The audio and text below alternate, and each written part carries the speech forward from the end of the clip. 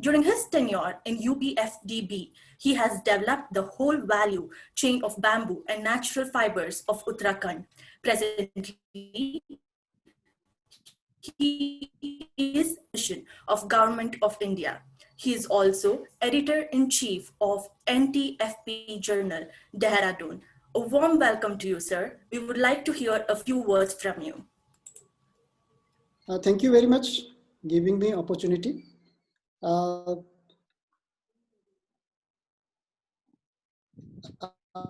Generic on this issues of why we need bamboo masterclass on policy and little bit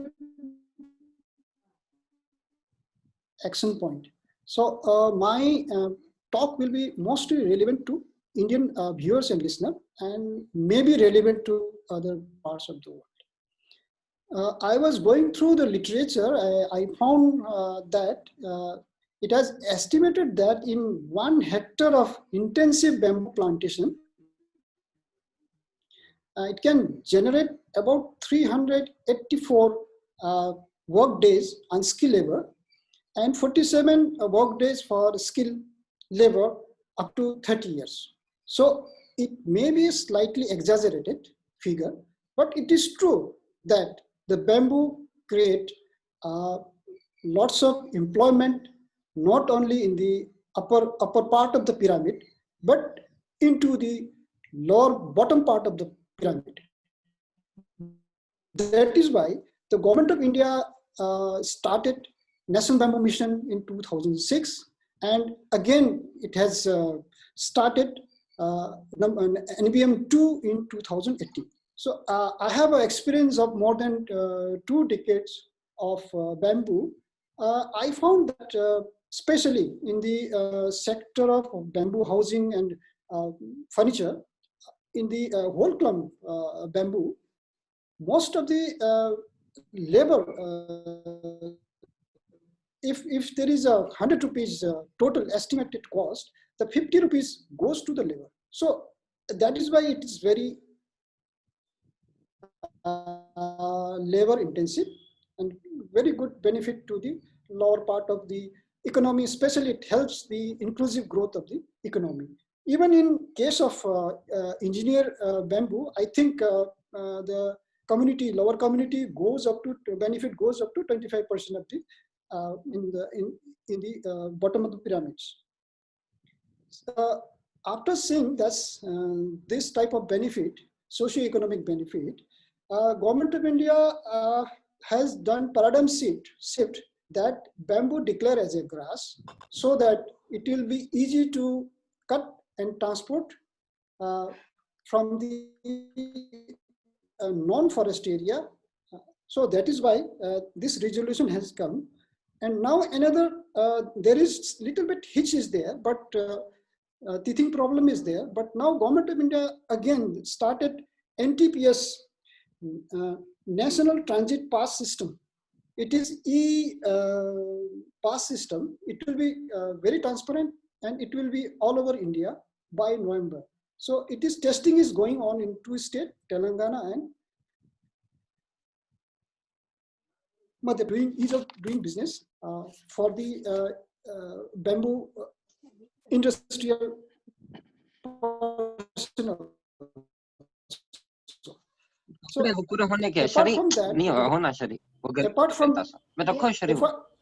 apart from already started that empowerment of rural tribal area also, especially forest, community forest reserves and all these things. See, in case of Panchgaon village in just one case study, Panchgaon village in Chandrapur, in 2009, the 24 young and 25 men and 23 women, they were trained in bamboo artisan work, and they are managing their own bamboo forest in the, within say 6 years, 7 years. Now their net benefit is 35 lakhs rupees. So see, imagine See, the bamboo can give so much of benefit to the rural people, and it will give empowerment as well as, and if you train them, skill them, and definitely benefit in the future also. So that is why we need industry to grow. So the problem with bamboo paper and pulp industry is that because of silica and lignin and all this thing, this paper and pulp industry is no longer working very well. So we have to shift to some other industry. So housing, furniture, alternate energy like ethanol and biogases will going to be the major industrial for the future of bamboo industry. But problem with bamboo industry is that unfortunately there is very little formal bamboo related institute to create such skill. So therefore, this type of classes, this type of webinar series on bamboo master classes is necessary to train our young people so that they can be skilled to need, this skill is needed in the future industry. So this will create white collar job as well as blue collar job, and with the help of farmers, it will increase inclusive growth in the economy, and it will fulfill social, economical, and environment benefit to the society. And not only this, this will fulfill the UN Sustainable Development Goal also. And lastly, it will also cushion this sector. Also cushion, there is going to be a fourth industrial revolution, artificial AI. So if you use this natural resource and creativity by skilling people, it will cushion to this fourth industrial revolution also. So bamboo is not just a green gold, but it is going to be a climate warrior. I wish all the best for Masterclass series, and thank you very much for giving me again opportunity. Thank you so much, sir. Thank you. Now, with no further delay, let us begin the masterclass. Before we begin the session, I would like to request everybody to have their audio and video mute for an uninterrupted session. Questions can be put in the chat box, which will be answered at the end of the session. Also, Masterclass is unlike any other webinar series. So make sure you sign the attendance to get your certificates and stay attentive throughout the session. Now, I would like to welcome our first speaker for the day, Dr. K.K. Sitalakshmi ma'am. Dr. K.K. Sitalakshmi ma'am is the Senior Fellow at IRTC. She retired from Kerala Forest Research Institute as Scientist and Program Coordinator of Sustainable Forest Management Division and Coordinator, National Bamboo Mission, PG. She has written several books and has to credit several journal publications. She has made a remarkable contribution in the lives of many through her dedicated intervention in the sector. A very warm welcome to you, ma'am.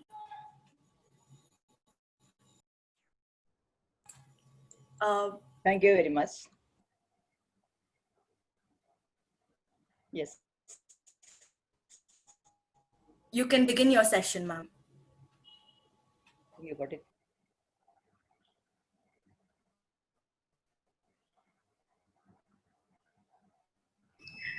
Today I'm going to give you an introduction to bamboo species and uses, only some of the species. As many of you are aware, bamboo is associated with our life and culture from time immemorial. And the name came from Dutch and Malay words, or it is also suspected that it is from Kannada term bamboo. Reference in history from 16th century onwards, there are information about bamboo from China. And in our Vedas, 5,000 years ago, it is meant as a source of fire. Kaudalya's Arthashastra mentions bamboo as a source of income. And one of the oldest and authentic publication, Hortus Malabaricus, Van Reed in 1685, mentions about bamboo. Now, based on the rhizome structure, there are 3 types of bamboo. One is called symbodial, and that is what is seen in our region mainly, the clumping or clustering bamboo. The other one is intermediate, that is the rhizome neck is a little long, so it don't form a cluster, grows with some space in between. And the third one is monopodial. It is just like an arecanut plantation. And you may be aware that there are different growth forms of bamboo, like arborous and tree forms, and some stragglers like climbing bamboo, then shrubs, and different types are there. Even herbaceous small bamboo species are there. Another peculiarity about bamboo is when you talk about bamboo, people think of a thorny bamboo, that is bambusa bamboos. There are thorny and non-thorny bamboos. And only about 6 species in the world are thorny. And one is our most common bambusa bamboos or Bambusa arundinacea. This illustration shows the different parts of bamboo actually. It's below ground part with the rhizome and new shoots coming up, and the gum and the split view of the gum, and leaf sheath, gum sheath, its dorsal as well as ventral side, and flowering parts. And you can see here different types of seeds of bamboo, and bamboo genus, what is called a caryopsis, and you can see the seeds of Dendrocalamus genus are different, like a wheat grain, and you can see this arecanut type of seeds, which is called baka, and when you split it, you can see the inner soft portion which is edible. This is the seed of our moly bamboo. This is the seed of Dendrocalamus strictus, and these are the seeds of Oclandra. When you talk about the diversity of bamboos, there are very small bamboo, like what is called Rhodelia venisa, only 2 centimeter tall, and this was found in August 2007, the most recent report on bamboo. And you can see the king of bamboo, that is our Dendrocalamus gigantius, which is the giant bamboo. About 30 to 40 meters it grows, and about 450 kilo weight it can attain, 1 pound. And about growth and reproduction of bamboo, we can see a lot of new shoots coming soon after monsoon. And these new shoots we take as vegetables, bamboo shoots. And about 3 months time, it grows very fast. In a day, it will grow up to 90 centimeters and all that. And different species have different growth rate.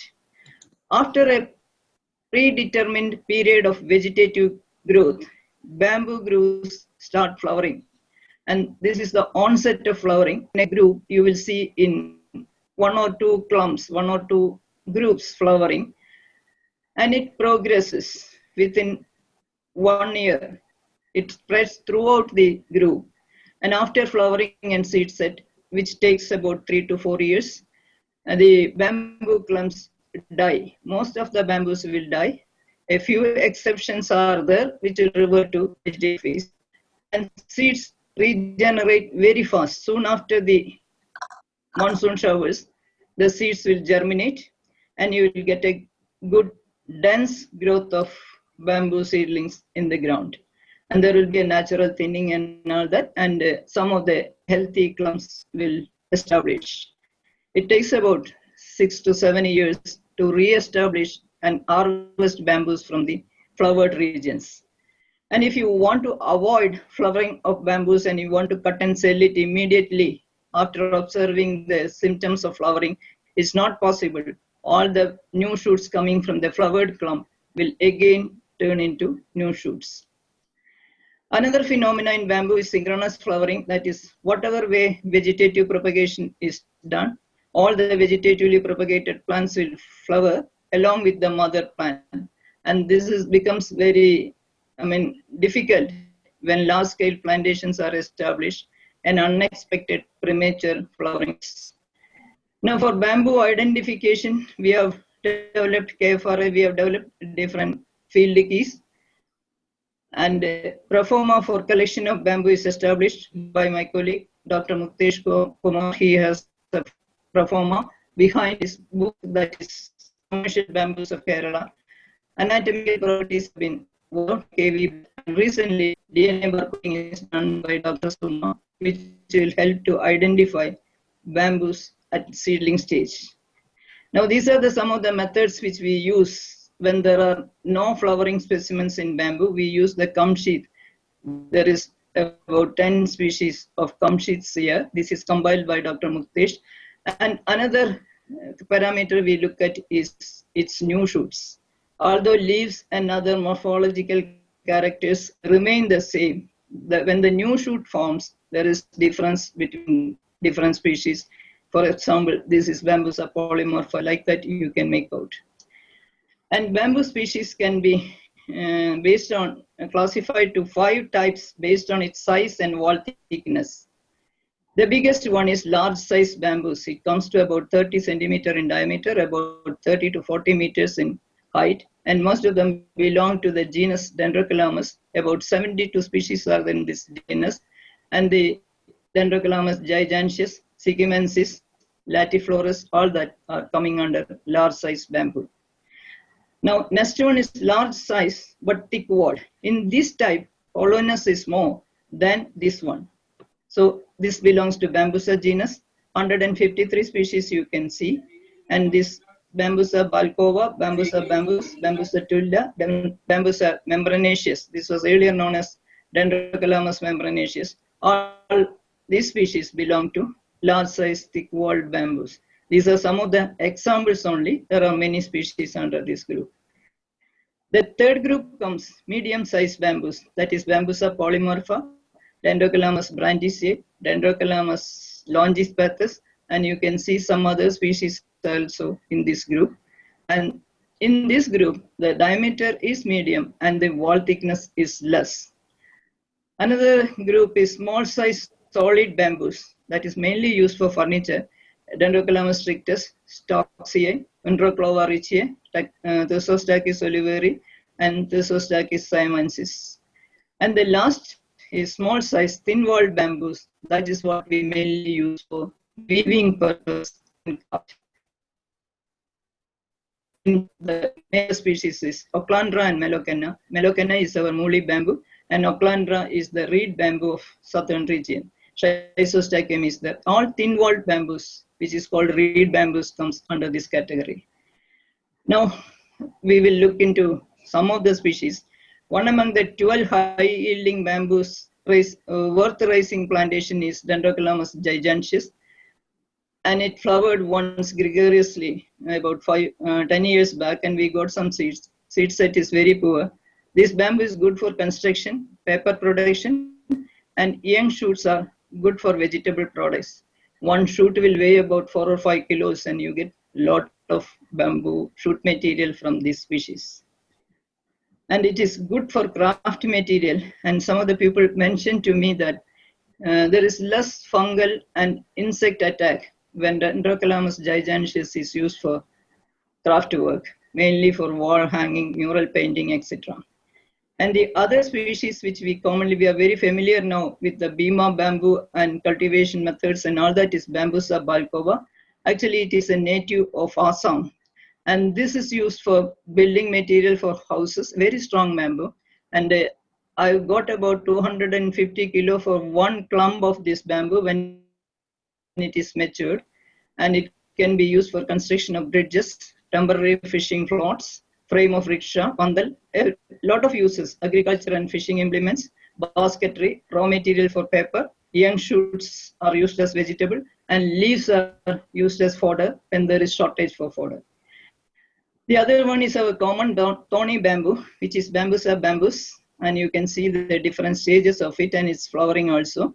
And this bamboo has many uses. Its rice can be, the seeds can be eaten. There are so many medicinal uses and a huge range of community. Any use which we use bamboo, this is suitable. Harvesting is also often cultivated in the tropics, especially in Asia. Actually, olden days, I mean previous time, there was a boundary with this species in most of the homesteads in Kerala. It is considered as most important single species. Only disadvantage with this species is with the lack of skilled workers. Now we find it difficult to extract this bamboo because of very thorny side branches. Another species is Bambusa nutens.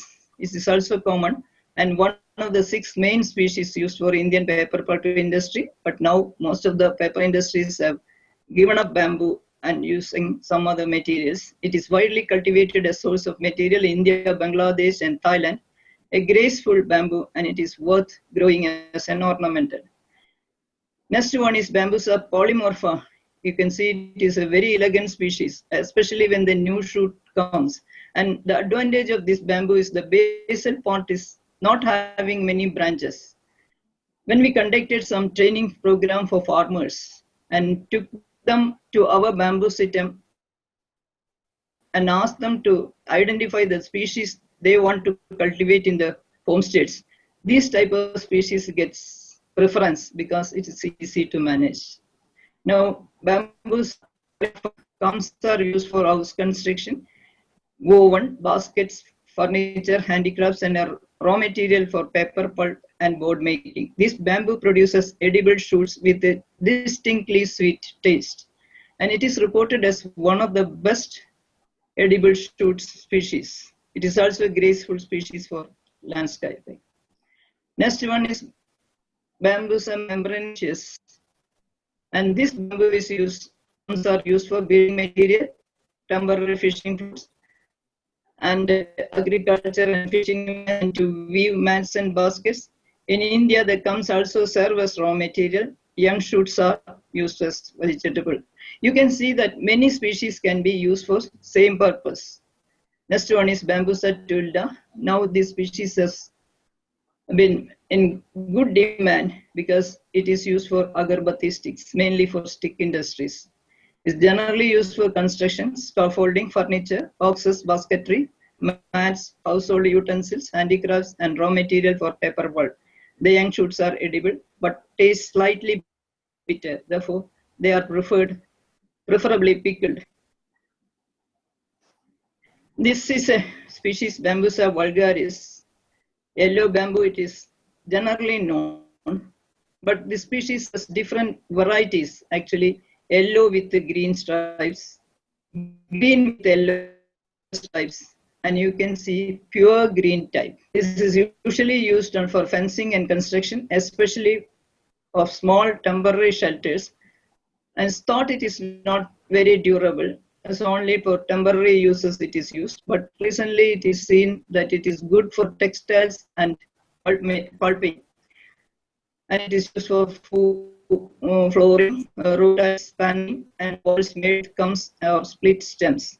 The gum is used to make many parts of boats, including masts, rudders, outriggers, and boating pools. Seen in riverbanks and sandy soils. We conducted a trial on seaside, and behind the line of Casuarina, Bambusa vulgaris established very well in sandy soils. Dendrocalamus asper is an exotic species we have brought from Thailand, mainly for edible shoots. And the poles are used for as a building material and structural timber for heavy construction, such as houses and bridges.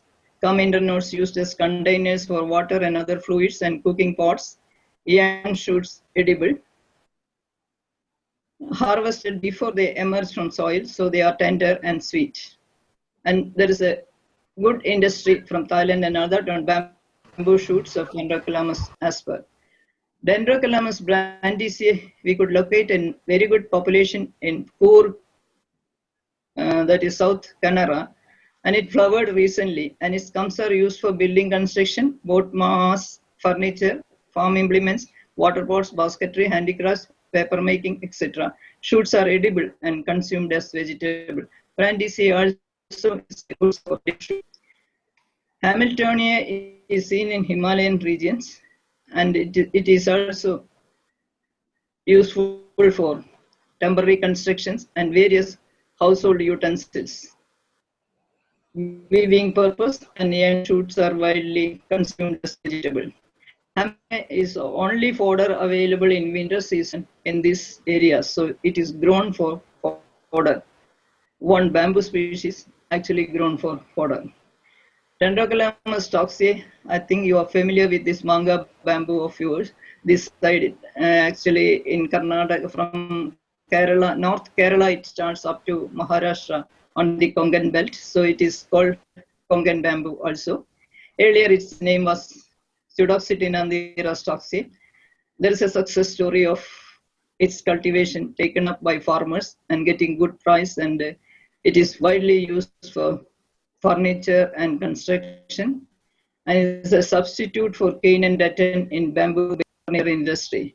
This species has a wide adaptability. Actually, it grows in some of these hard laterites and not where no other species grows. It comes up well in tropical, humid, subtropical, and semi-arid conditions under black and red soil conditions. This is a common Dendrocalamus strictus. About 54 species of 54% of Indian bamboo is Dendrocalamus strictus, and it was cultivated long back in forest areas, and it is extensively used as raw material for a variety of purposes such as construction, furniture, musical instruments, bamboo board, mats, sticks, agriculture implements, rafts, baskets, woven wares, and household utensils. It's almost solid, and that's very hard. This is common molly bamboo, what is called Melaka bambusoides or Melaka baxifera. We have a monograph written on this species by Dr. Manik, Biology and Silviculture of Molly bamboo. Its native area, it is one of the most useful, that is northeast, especially Tripura and Bangladesh, and it is very common. Its gums are widely used in house building to make woven wares. Most of the handicrafts from fine handicrafts from northeast comes out of this species. And wall screens also made from this domestic utensils, and are an important source of superior paper pulp because the fiber length is more. And this is a hedge we have created. We have imported this species from Tripura, airlifted the seeds, and got some seedlings and distributed it in Kerala. And this is very highly polluted industrial area, that is Nitta gelatin, where we gave this material, and it was having a luxurious growth. Ochlanda travangorica is native to southern India, and this prevents soil erosion in slopes and good rhizome system. Large number of shoots are produced yearly, and this is the seed. Seeding takes place in different places in different times. It's an ideal material for pulp. Great demand locally for mat weaving and basket making, umbrella handles, and walking sticks. Actually, one of the important raw material of Kerala Bamboo Corporation to make these mats is Ochlanda travangorica. Its internode is long, and once from north, when a species was asked for to make these kite frames, Ochlanda was suggested because of its long internode coming to 70 centimeter to 1 meter in some of the areas. It's also used for temporary huts and thatching. The leaves are eaten by elephants and can fed to horse if grass is scarce. We always see elephants when we go for collection of Ochlanda species. Another only monopodial bamboo which is included in the priority list is Philostachys pubescens.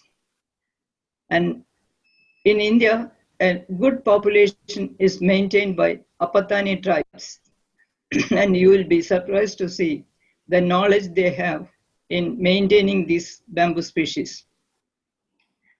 The gum is ideal for construction. They make all the houses, the poultry keeping, everything with this bamboo, and the shoots are edible also. It is thick-walled and straight. It is used frequently in Asia as scaffolding and also in the manufacture of furniture. The stems are durable and used as plant support. Young shoots are commonly boiled as vegetable. Bitterness fades after boiling. It is not taken fresh because it is bitter. Now the other one is the Zostachys oliveri. This is very common homestead bamboo now. It is coming from Tripura and it's cultivated using rhizomes.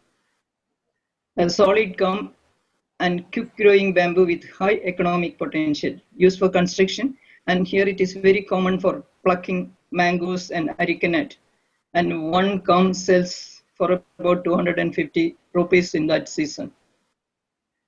Now one imported that is exotic species is Gorda Angustifolia, which is popularized in South India now. Actually this came from South America, and two of our bamboo friends, Adkoli Saab and Lakshmanaji, brought it, and it was handed over to IWST, and Shyam and his Rathor and their group developed the propagation techniques by leafy cuttings, and it is very easily available now. And we have found that it is very good on river banks and very friendly, farmer friendly, because no branches in the basal part and thorns, only 2 thorns that you can manage. So that is Gorda Angustifolia. And you have many garden varieties like Bambusa multiplex. You can see a hedge here, and different types of Bambusa multiplex, different varieties nurseries are selling. And you what is called Buddha belly with the solen internodes, picture shaped internodes. And you have another species is Bambusa vulgaris, which I've already told you about its different varieties. And you have a black bamboo, purple bamboo. Here is Gigantoclova atroviolacea, and many small bamboo species which are used for hedges, Sasa species. And from Indonesia, here in gardens, you get a yellow bamboo, which can be distinguished from our Bambusa vulgaris by its size and shape and all that. And when considering to the use of bamboos, you can see that same bamboo species, same can be used for different purpose, starting from leaves. All the pots can be used. And this is a Chinese model of bamboo usage. From leaves, they take different pigments like medicine, juice, and drips. And twigs are used for brooms, and fancy clothes are made, handbags, fence, and all that. Upper part is woven articles, woven plywood, and middle part is plywood, chopsticks, and mattress. Basal part is mainly for construction material, floorboards, and all that. Young shoot is a vegetable, and beverages, that is bamboo beer, is extracted from this. And the basal part, rhizome and sheaths are used for handicrafts. And you can see textiles, charcoal, pulp, and particle board. Many products are made for which entire bamboo is used. Now, this is all about bamboo species. Before concluding, I would like to thank my family who supported me for all this work. There are 3 families associated with my progress. One is my own family. The other is Kerala Forest Research Institute, where I worked more than 3 decades on bamboo. Actually, before National Bamboo Mission and National Mission on Bamboo Application and all that came, we have started working on bamboos, and quite a lot of literature is available there. And the other family is the professionals and the trainees who mentored me. Actually, their questions gave me a lot of thoughts for future research. So with this, let me thank you for this opportunity, and best wishes to all of you. Thank you, ma'am. That was a very informative presentation. Now, I would like to welcome Shua. He is a forester by academic and world bamboo industrialist by profession. He has extensive experience in the wood-based panel and related industry through working as wood technologies and factory planting team. He has participated in pioneering and building 2 MDF plants, one glue factory for MDF, a wood coating factory, and a few bamboo production plants. This experience of working across various fields like wood, bamboo, fiber, glue, and coatings enriched his technical skill. He holds a Bachelor Science of Forestry major in Forest Resource Management from Agricultural University of Malaysia. He joined DASO in 2005 and is presently the CEO of DASO USA. A warm welcome to you, sir. Thank you. Right. So let's see.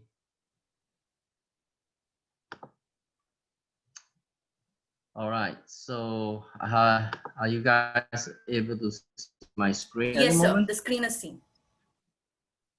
Okay, great. So, okay. Thank you very much, Ms. Pranati, our moderator this morning. And thank you also Aditya Academic and CGBMT for having me here today. Good morning to fellow attendees. Today, we are going to spend the next 30 minutes to look into the second part of bamboo as material, various species, and its application. I guess my part would really bring you more into its application. So many years ago, I read a book and it says, to build a ship, do not tell them how to build a ship, but rather tell them about the wonders lays on the next island. And that, my friend, is what I will try to do today. I will try to wow you so that you can see what can be done with bamboo as a building material. All right. Specifically, on the picture, what you see are shoots from the species Moso bamboo. It's known as Phallostachys pubescens. And as you know, pubescens stand meaning hairy. So as the species of bamboo grow, you'll see a lot of hair on its leaves and around the shoots on the first folia that wraps the stem. Now, bamboo architecture.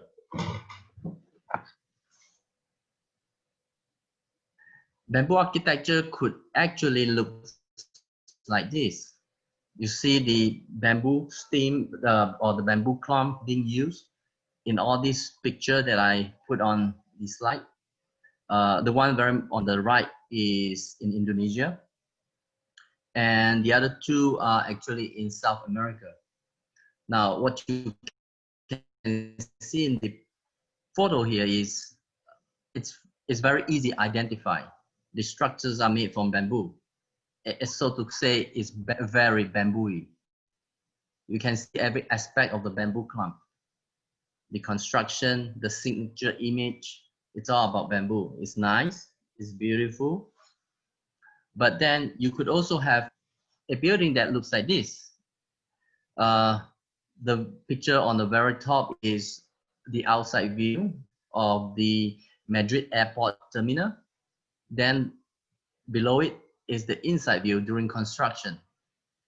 Or it can also look like the one in the hexagon, where it is actually an opera house, where this opera house has all the natural fiber, meaning wood or composite plastic with wood fiber dust, all replaced with just purely bamboo. So how does the building look? It really depends on the architect. And that, I suppose it is you. There's a lot of bamboo look architecture, mainly in the developing country, where construction codes are somewhat lenient or accommodating. However, in the developed country where I now reside, in the USA, it's kind of more difficult to get bamboo-y structure building. Most of the bamboo architecture here are geared towards using engineered bamboo material. So today, that is what we are going to look at. We are going to be looking at how this technology evolved and what are their advantages over another. This, what you see, is the Madrid airport. This airport is designed by Richard Roger, and it is one of the biggest bamboo architecture space worldwide. What's unique about this architecture is that the material, bamboo material here, achieved the class M1, which is a fire retardant grade. It's the space is built in 2005, and there's several phases of the extension, phase 2. And as I know, you would have a airport as well that made from bamboo, and that would be the Bagaluru International Airport.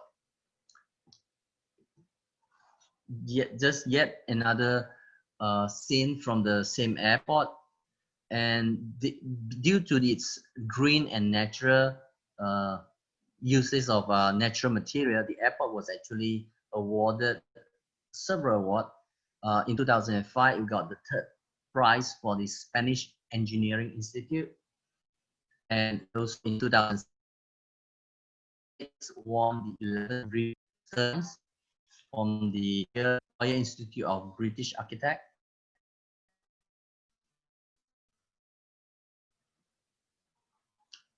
Another terminal in 2013.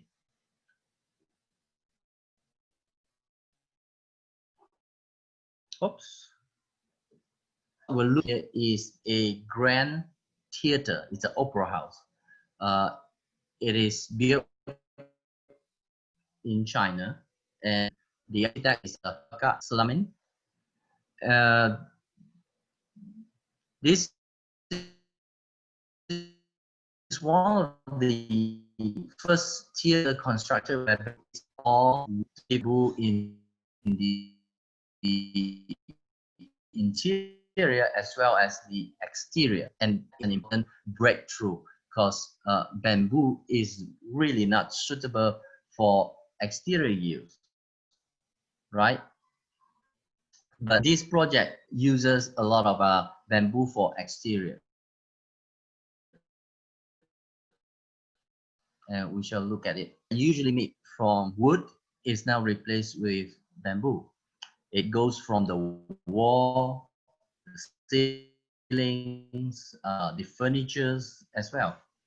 All the building components such as performance stage, the acoustic wall, the seats, the walkway, the surrounding of the lake as exterior, they are all made from bamboo fiber. Yet still another view. Oops. And here, from a different angle,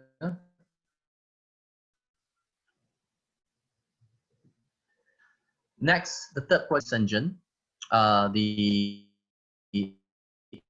architect is Stephen Ho, and the project built about a huge building elevated 15 meters above the ground. It covers a total space of 130,000 square meters, where again, all the components or the fibrous component are all replaced with bamboo.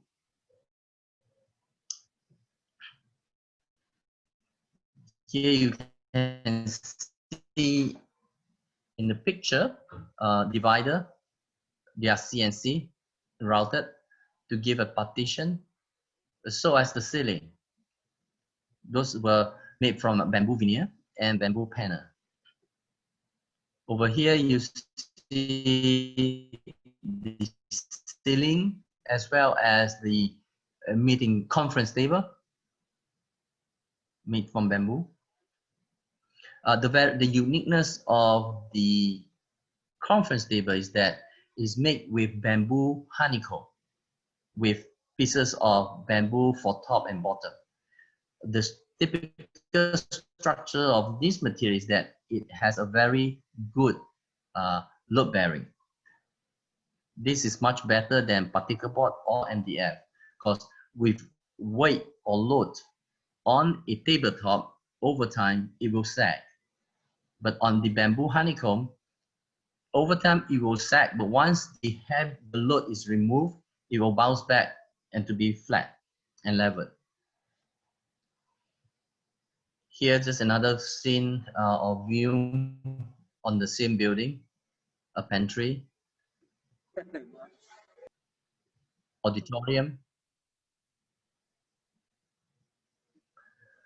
This is a building, a commercial setting built in 2006, and this time the location is in Charleston, USA. There's a row of 6 apartments installed with rooftop decking and the rain clean siding, all made from bamboo. But this is a specific type of bamboo, not just the species, but rather it's a specific technology that builds the bamboo so that it is suitable for exterior use. This building is completed in 2016, and as you see, it has the siding all covered with this bamboo material.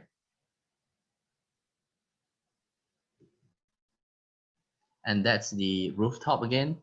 Now in this picture, what you can compare is those tiles on the rooftop, they are not made from bamboo. Those are ipe, a type of wood that is known to be good and lasting for exterior. And the siding on the wall, those are fused bamboo. And you compare both, they are all installed at the same time. But over time, the ipe has actually silvered out and the bamboo has not silvered out as much. This is just another view on the back of the building. So with that, bamboo building material has gained its popularity since the 90s and had grown to cater to a sizable audience. Those bamboo building material gains its popularity due to the green nature of the material, as well as its aesthetic look and function. It is fast growing and it's fantastically renewable resource. It is strong, it is durable, right? And it has unique cooling look. Not to forget that it's actually cool to have. Some of the bamboo environment attributes are: it's non-wood, it's a grass, it's rapidly renewable, and it's low energy. Low energy in 2 forms. It requires low energy to produce bamboo building material, and it also requires low energy if you're using it less than 500 miles. So what we're going to look at now is the development of the bamboo technology. Here I have is the first generation of bamboo technology. It's actually a technology that is based. What you do is basically you cut bamboo, the whole cylinder cone, use the wall, cut them all into cube in a strip form, and then you use that as a basic building block. With the sticks arranged horizontally, then pressed together, what we call plane press, you will get a horizontal look. That's the first 2 photos at the bottom. Then if you press the bamboo on its side, then you get the vertical look. And that's the other 2 photos. Right, from the early 90s, this bamboo was industrialized. And this is what came out from that first industrialization. Glue. With that first industrialization, what you cannot run away is a binder or glue. You need something that able to combine bamboo sticks together. As you know, bamboo comes in a clump cylinder form, which provide you small strips of building blocks. Unlike wood concept is more on you cut and cut and cut and cut, and you get to the size of material you want, which is smaller piece.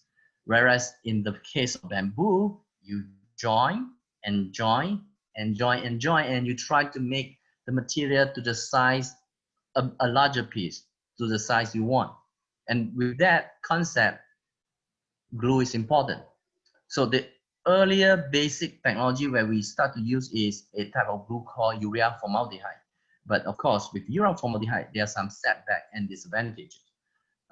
First off is formaldehyde is carcinogen, meaning it can cause cancer. And two is urea formaldehyde is not a stable glue, meaning if you take the urea formaldehyde adhesive, glue,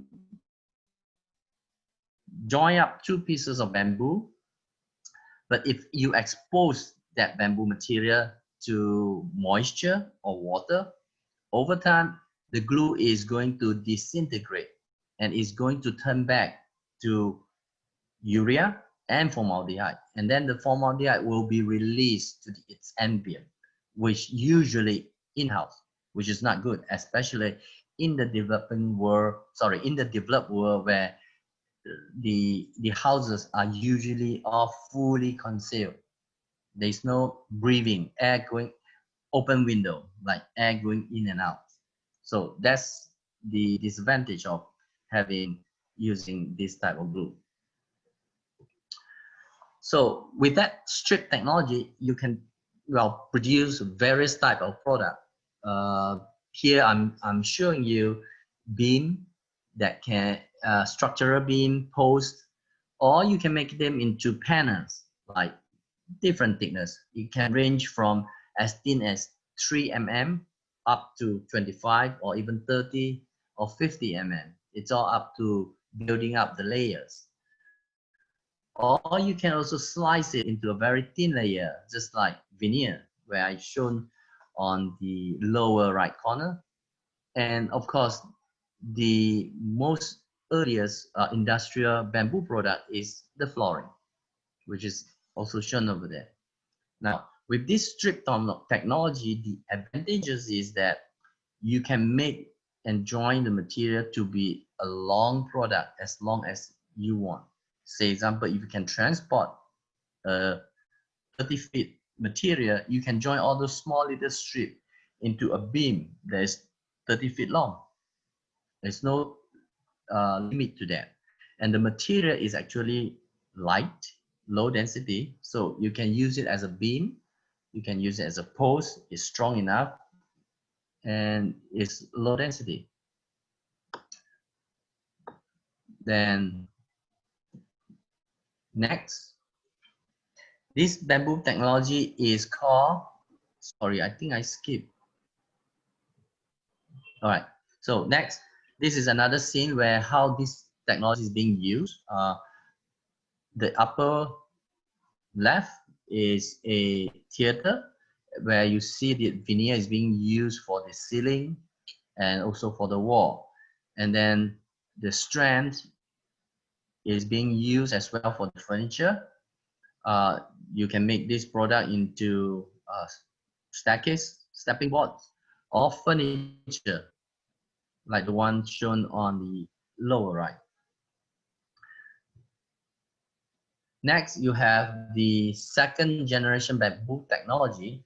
Well, this second generation of bamboo technology is designed or invented somewhere around 2005, where instead of taking the sticks and join them, frankly, you no longer actually square it out. You just take the strip, rough stick, and you crush them and make them into strand. Well, with the strand, less wastage because you don't have to square out the bamboo sticks, right? So you'll save a lot of material. But then the disadvantage over here is then you will combine them back together under pressure, which make it a denser, a heavier, and a more durable product. With that advantages come the disadvantages.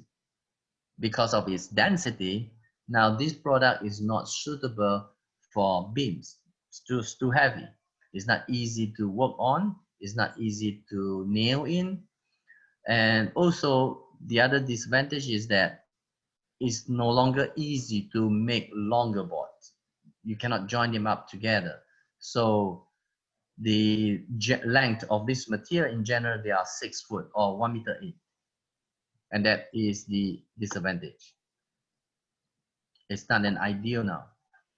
It has a higher yield on the raw material, but of course, due to the compression, now it costs more.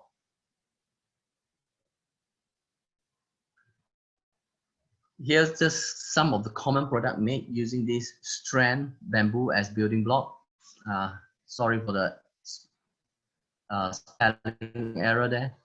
So, but with this technology as well, we use a better type of glue where it's called a type of phenolic formaldehyde adhesive. The difference between phenolic adhesive and the urea adhesive is that phenolic formaldehyde do not break down after exposed to water. So it's a much better glue and will last much longer. It's a thermal plastic type of glue. Sorry, it's a thermosetting type of glue, not plastic. Meaning, under heat, it will cure, harden, and it doesn't go back if you reheat it. It doesn't soften up. Next comes the development of the third generation bamboo technology. This is what we call unfurled bamboo. Either you call it unfurl or you call it flattened. Basically what we do is, as the diagram shows, we slit open the bamboo, then we ply it open under heat in order to make it a flat piece of bamboo material. So with this technology, the advantages again is very less wastage. You could really use a lot of the whole bamboo clump wall. So less wastage. But again, the disadvantage of using this material is that it's really very difficult to get a longer plank. I mean, you can, but not as much because you have to have a good selection of bamboo clump. Only those big and quite straight bamboo that you can use to make huge long pieces. As you know, bamboo is a cylinder, but yet it is what you call slanting, so it's narrow on the top. And with that, if you split open, now you have more of a concave piece of material, and that becomes the disadvantage. These are another key importance of developing this unfurled bamboo is that you're able to keep the bamboo skin, because as we know, bamboo skin has a lot of silica. With that, is very hard and strong. So on the picture that you are looking at, the one on the left hand side, that is a unfurled bamboo with all the skin on. The picture in the middle is a so-called semi skin. We basically ply open and unfurl the bamboo, then we'll pass it through one time of the sanding, so that we get rid of somewhat the ridge on the bamboo skin. So it's a semi-skin product. And the last photo on the right is a product where we deskin the whole, bamboo clump. So it gives you a 3 different look altogether. That is the most significant difference in terms of invention. And with the skin still intact, it makes a perfect sense to use this material as flooring, because you have the hardness, you have the elasticity, and you have the strength of the surface bamboo fiber.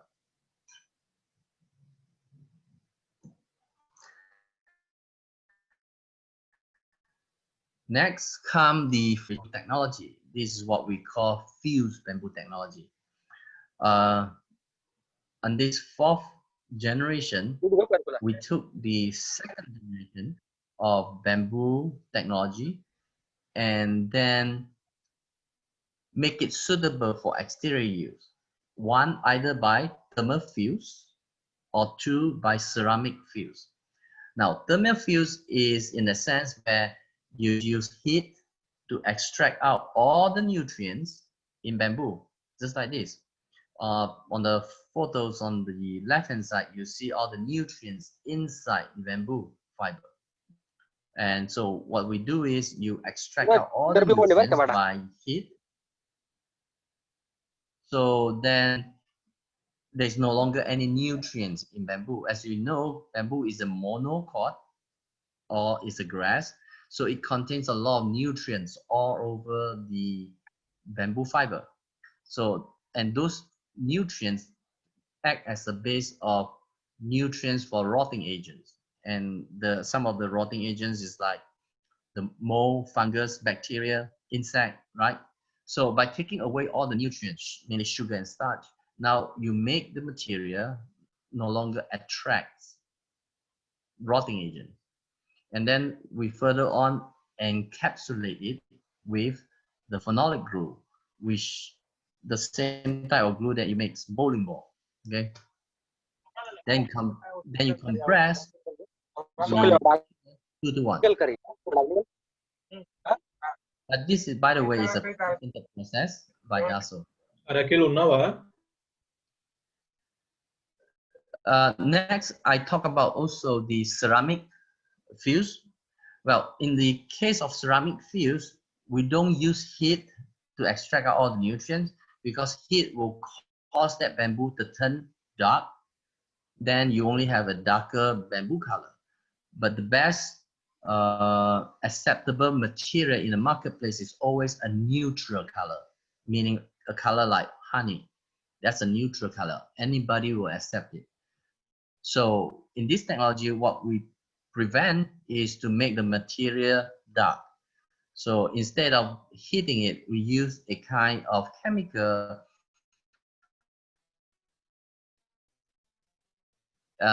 or just like fossil wood, where we use magnesium and all the natural ingredients to force it into the bamboo fiber, and then we crystallize it. With that, again, we are freezing out all the nutrients, so now it's no longer attracting bacteria, fungus, mold, or insect. And with that, it do make this material suitable for exterior use.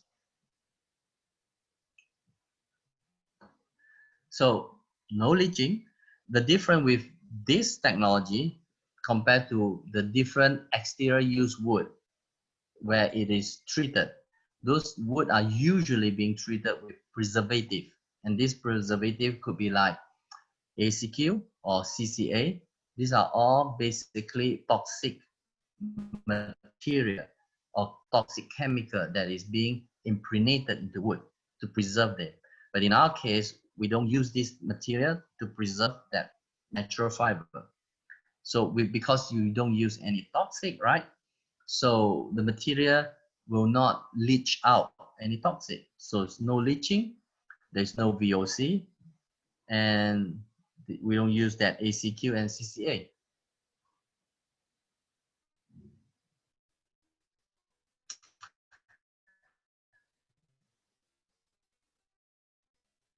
Comparison of the fused bamboo with all different types of material out in the market. One of the most well-known, of course, is Ipe, and then species of wood from Southeast Asia like Meranti Batu. More popular wood in the North American would be Western red cedar, and of course, then the new composite material in the market, WPC, whether it's solid or hollow. WPC stands for wood plastic composite, and so it's a mixture. The chart here shows the different density of the material. It shows also the strength, and if you look, both the Daso XTR Classic Espresso or the Epic Cognac have a relatively stronger strength compared to both of the composite plastic or any of the Meranti Batu or Western red cedar. So it's almost equal to the Ipe wood, which is a natural wood from South America. but it's getting scarce, meaning it's really difficult to come by to get this type of wood. Oops. Okay. So in terms of appearance, durability, and maintenance, likewise, the good thing about this Daso XTR is that it has the more or less the characteristic of composite plastic, but yet it has the touch and look and the feel of natural wood. So that's a plus in the marketplace. They are heavy duty, it's durable, it can be warranted for 30 years, and you only need periodic cleaning, not as frequent as the general wood, which only lasts about 10 years.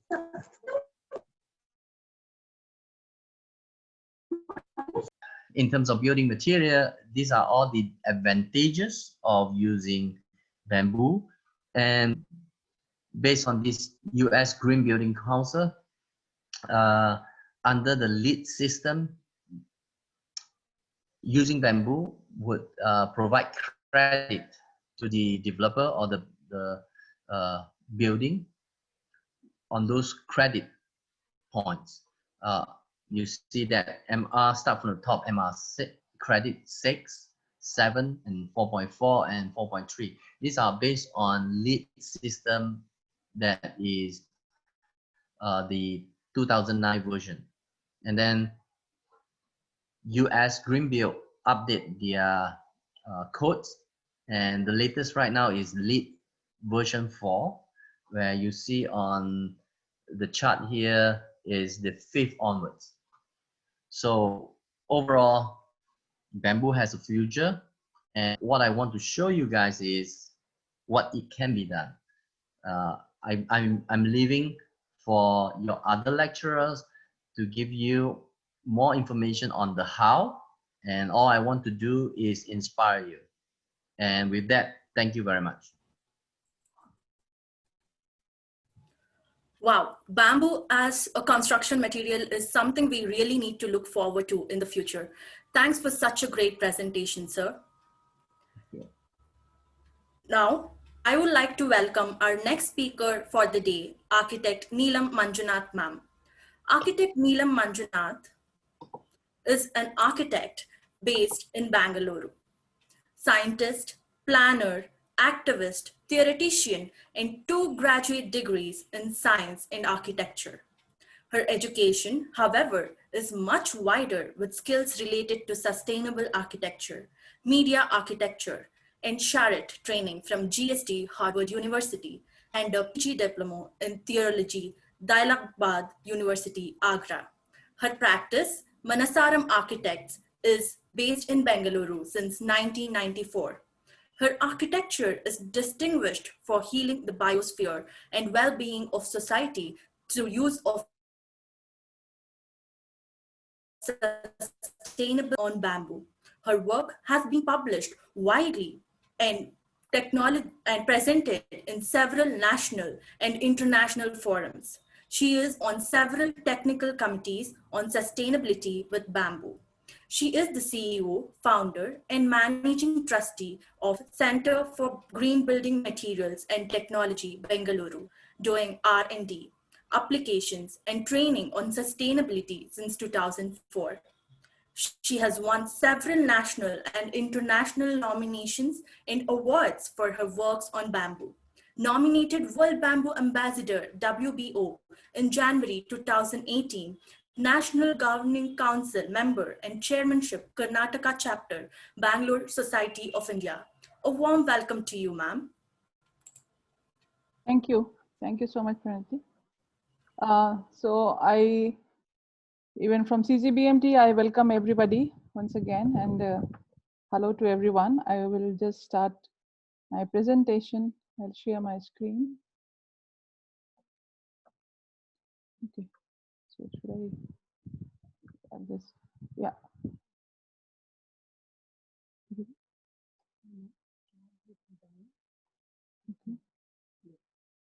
Okay. So I will be today speaking especially on various applications, of bamboo in various sectors. And I think you all heard how from every, how the different kind of products value additions can be made to bamboo. I will be going through the whole sector and from traditional and to the modern uses that that bamboo can be actually put to, and why we should be again, has been, we are trying to do a master class on bamboo from CGBMT. So I will start my presentation.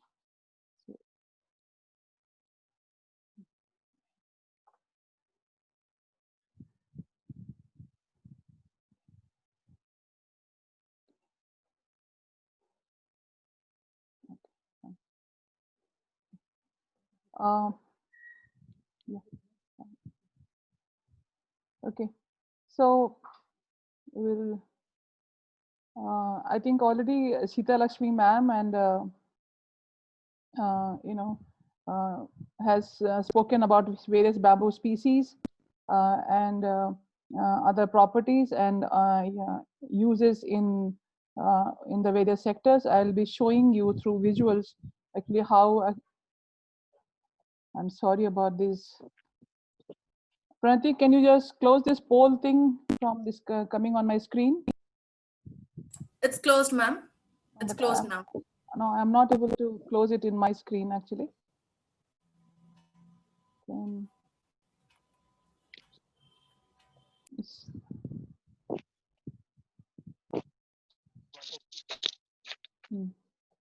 Just a moment.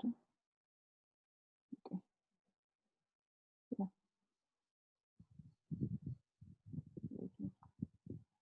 Just give me a moment.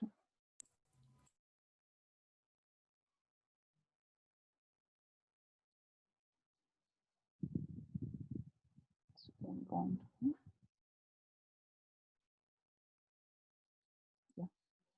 Okay, so there are 25,000 bamboo-based industries which actually provide employment to more than 20 million people. And of the 13.47 million tons of bamboo consumed, 11.77 million tons are used for these, the other major uses that bamboo is actually used for, which is construction, small and cottage industries, handicrafts, paper production, as wood and wood substitutes and domestic purposes.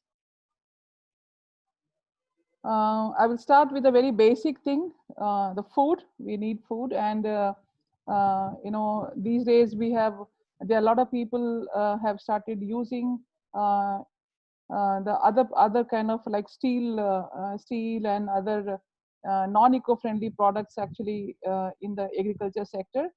But this is in the areas and then the local farmers in many parts of the country and even the whole of wherever bamboo actually grows across the world. Bamboo has been used in agriculture for various purposes. And these are some of the only few uses that I'm showing here is like when you make a bed or you're making into different kind of, in the nursery, you also put support. You make poly houses out of this. And you can have this for the creepers to be trained, you can do that.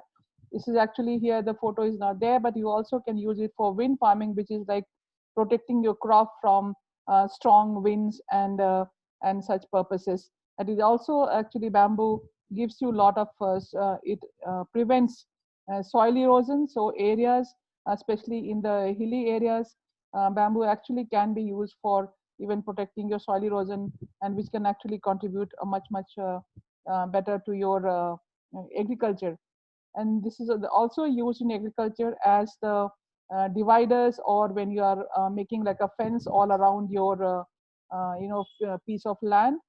Bamboo can be easily used for that kind of a purpose. In small structures, bamboo is like a king material, like a king, and this can be used for various purposes. These are looking much more modern kind of structure, but in traditionally also very large structures have been used from bamboo. And suppose it is supposed for a religious function, or even for a musical festival or something like that, this is a material which can be used, because then you are really being very sustainable, even when you are doing this kind of a temporary shelters.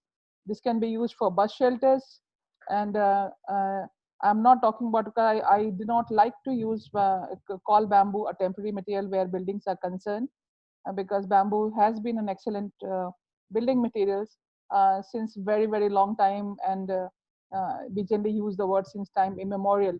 And just because it's biodegradable, we do not find too many evidences of that actually. And that's the best part of bamboo, because it's biodegradable, and that's why we want to use it. But that can also be the worst part of not just bamboo, any natural material, that they are biodegradable. So how do we use that is actually something that various civilizations across the world, they have found different ways of doing it, and they had been using bamboo for a very long time. So these kind of structures are like, just for your a small stats I would like to share, that in Bangalore alone, in the city, we have 6,000 bus stops, but we have only 1,000 shelters. And then this I'm talking about a few years back, statistics. So if you have to give shelter, and if you try to use high quality steel and stainless steel for the shelter, I think that's a really misuse of our natural resources. So, and in villages, in various places where shelter is required for these very different kinds of varied kind of purposes, can easily be used. These are some of the other again structures which can be used for your nurseries, and security sheds and things like that also can be used, and it can be coupled with other materials, like, as you can see, brick for the foundation, or to raise it from the ground, because like other natural materials, bamboo is a hygroscopic, and it takes in water. So if we are able to protect it and doesn't take water, the life of the bamboo structure will be much more.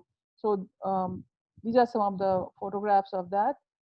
And bamboo in buildings has been used for, again, bamboo actually was a structural material, and only the waste from the buildings were used for handicrafts and all other things, because it was one a major support. This is one material with minimal effort, like even they could make it into a column, they could make it into a post or a beam or anything like that, and they open up and it is a wall. So it was a very versatile material that they could use in their buildings. And so there were different kind of shelters in different climatic zones, depending on the kind of bamboo that was grown which grew naturally in that area. People have been using bamboo for buildings. These are some of the examples of much modern buildings where how the traditional material can actually be put to which a little more modern uses, where if you see the top picture, this is actually our office, and here bamboo has been used in both the forms. It's like the traditional form where you have the round bamboo that has been used for the structure, but at the same time, the slab that you see there, the free form slab, which is a very contemporary concept of using, it has bamboo reinforcement inside, bamboo split reinforcement, and bamboo fibers for actually with the concrete has been used to make a very composite kind of a concrete. So one can also combine the traditional systems and the buildings to this kind of thing. Only then actually bamboo can actually grow to a much larger sector. Because as I think everybody was telling us that those bamboo buildings which have only bamboo in them actually cannot serve the purpose in the long run and for a larger public. So there has to be ways how you actually adapt it to the climate and also to the usage that you are actually using bamboo for. The one in the left side, if you see, this is a 1995 picture by Shoyo in Japan. He had used this with, again, a technology of, and this has been this whole building was made with simple basket weaver artisans who have built this building with him. The other buildings, as you can see, the last one is from Bali, the Green School Bali, which actually uses exclusively a lot of bamboo in their buildings. But and it's not a comment or something like that, but I would like to say, like I had been to Bali, and this is exactly not the Bali kind of architecture. So the common man, what we do to the common man actually will make the bamboo sector, take it to a larger base where more and more people can actually use bamboo. And that's what we should be actually, that's what this masterclass also is trying to aim for, that more and more architects, designers, and common people own of bamboo and adopt bamboo in their, daily lives. This actually already everybody has shown, but I'm just showing some of the products here. What you see on the left actually is a corrugated sheet which is used for roofing, and this was developed by in India by Indian Plywood Research Institute, which is situated in Bangalore. And I'm really very happy to be associated with them for last 21 years. And these products I have used extensively, and they are extremely good. They are very extremely good. Even the board that you see, the bottom part is a board which can be used for furniture and various kinds of applications like cupboards and things like that. What you see in the middle is the bamboo wood that what everybody is talked about. And this is we in India we have about 5 feet pieces that we are able to get. So really, this is a strand technology where you crush the bamboo and to make it. And we have an industry actually in the Northeast where this is being produced, Mutha Industries. And you have the bamboo laminated board. And the in the top row, in the middle, what you have is the bamboo plastic composite, which is exterior grade, and this can be used for exterior cladding. This can be used even for decking, even by the side of pools, and even for your terraces and all that. And this is an excellent actually material, and this is also a company in Bangalore that actually is also producing it here. And what you see here on the right side bottom, this is a room where bamboo has been used extensively in different ways. You see the bamboo flooring there. This house is about 12 years old, and happens to be my house. I have used bamboo in various ways in this. And the wall that you see at the back of the bed, the wall is made from bamboo. So it doesn't need to look like that, bamboo showing everywhere as everybody was talking. If we are really want to change the perception of people, we really need to apply bamboo in a much different manner.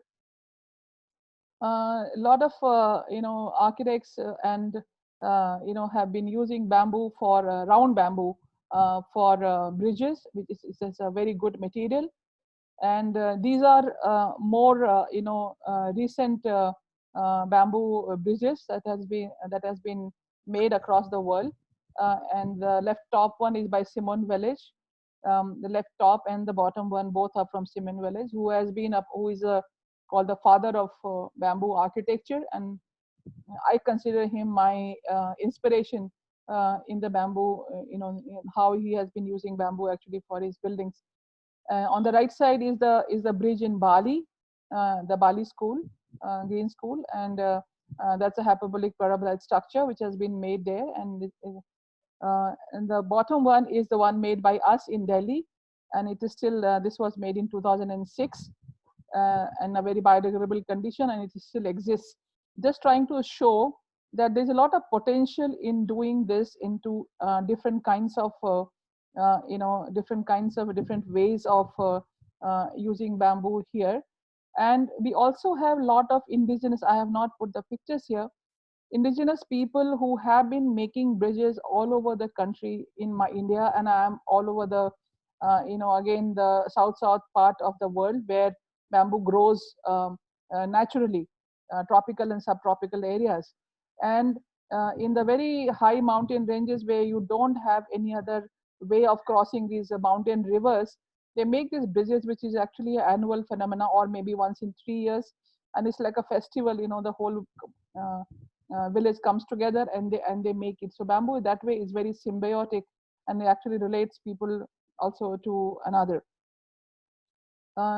These are some interiors. Bamboo is again being used, and right now it is really catching a trend. But again, on the right side you see some are with all bamboo, some are with composite ways, and on the left side is you see a bamboo in a very different way used in the material interiors.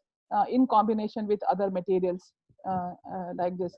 So you have an option to use it in the way, and your imagination, as per your imagination and as per your skill, you can use bamboo in very different kind of ways and in different kind of interiors. You can see very different kinds of character of interiors actually comes out when you use bamboo. So it depends on how you want something very traditional like the right bottom side, or you want something like a composite which is on the left side top and bottom, or you want absolutely modernistic and futuristic which is the top right top right photograph. So depends on how you want to depict, whether it's an office or a house or a setting for a museum. You can actually change the way bamboo works. So in furniture, again, bamboo can be used in different ways, and it has been again used for a long time. So the top part of the bamboo is used for most of these, and these are some of them are designer ones, and some of them are what you see in the middle is by Sandeep Sangaru, a very renowned again designer, furniture designer from Bagaluru, and he has been showing his material. I mean, his products are sold across the world. And what you see, the stool out there is by Rhizome Group, Rebecca. And the bottom chairs also, you can see they are very light and they are very handy and they are very strong. That's the thing about bamboo. Even if it is very thin or something, what you see, if the right kind of bamboo is used, you need to know what kind of bamboo to use. You can have very sleek and very elegant furniture out of bamboo in different ways, but really need to know, like what Sita Lakshmi ma'am had been talking about, different kind of bamboos. So the one problem with bamboo is that you really need to explore the back end part of it, which source the bamboo is coming. And so as a designer, you just cannot, you don't have ready material to just explore and say, okay, I'm going to do an interior with all bamboo. You really need to spend much more time actually in seeing, what is actually, required, and what kind of load is required, what kind of usage is required. And depending on that, you have to choose your bamboo from which the things will come. Some of them, if you're using round bamboo. If you have an industrial product, as Avery has shown through the Daso, the Daso group is coming with a lot of products. So if you're using that, of course, you have the industrial, specifications given to you with all the things. But if you're using the other side, then it is something which really needs to be taken care. And why I'm telling all this is, as our chief guest spoke in the beginning of the masterclass, that there's a lot of unemployment, there's a lot of, in the bamboo sector, there's no skill. And India and this part of the world has got a lot of human resource, which actually can be trained and they can be put in the sector. So it is not just material resource that we have to look at, what is suitable to us and our part of the world. So if human resource is something which really can be used in a and it can benefit, like it can benefit everybody, like economy, it can benefit environment, it can benefit everything. So in that way, we have to strike a balance as to what is required by us. So especially when you're dealing with natural materials, one solution fits all does not work. The bottom line that has to be understood. So it is not like something you try to have an international architectural style or design style and you try to do it in India. It actually does not remain sustainable any further if you do that. So if you're trying to put a level of sustainability, you have to really think about many other factors, before you label yourself, yourself or your product or your building as green and sustainable. So that is something which has to be really kept in mind. Handicrafts, which I would say simple uses, we have in tier 2, tier 3 cities, and even in different, rural areas, and even in urban areas, like people are really trying to get back to, thanks to this corona, which has really shown them what is a basic requirement of their life, and how simpler things also can give you a lot of happiness, and simpler life actually is much easier to lead so that you don't carry too much of baggage. So people are turning to these kind of lifestyle products, which actually are also handicrafts based. And we have a lot of organizations who have come forward. And again, as I said, if you put in handicraft, this actually pays homage and gives support to people and the community and the bamboo community, which has been holding these what do you say, experiences and the expertise for generations for us. So we had we were colonized, and we had colonization, and many things changed, from bamboo to many other building materials, and even everyday use, and then plastic, and industrialization happened. But these bamboo communities have taken this as a heritage, and they are still continuing to do so. So if we invest ourselves in bamboo handicrafts and take it forward, it will be a big, it will really impact a big population, and it will also impact the country's economy, which is we are Atmanirbhar Bharat, which is the call from our Prime Minister. Make in India, Atmanirbhar Bharat can happen only when we look at our problems and our resources and then find out our own solutions, which is very important. Bamboo for paper used to be used earlier for a very long time, and I personally think it is not a very good usage of bamboo, because actually most of the paper except for few does not need fiber, and bamboo has very strong fiber. So it would better be used for other products where the fiber can be used in a much more judicious manner. But yes, still there are many sectors in the in the paper industry also, which need a little bit of fiber, where some of the species, as Sita Lakshmi Madam was telling, actually could be used, and this also the industry actually could be promoted with that. We have a lot of these kind of these are like, I'm just now going through various things, like you're using plastic for packaging, plastic body for the phones, and so many things which actually can be replaced by bamboo in a much simpler manner. I'm showing these products, and some of them may be having less than 50% of bamboo and some other materials to make it into a composite. Some of them are with waste and bamboo.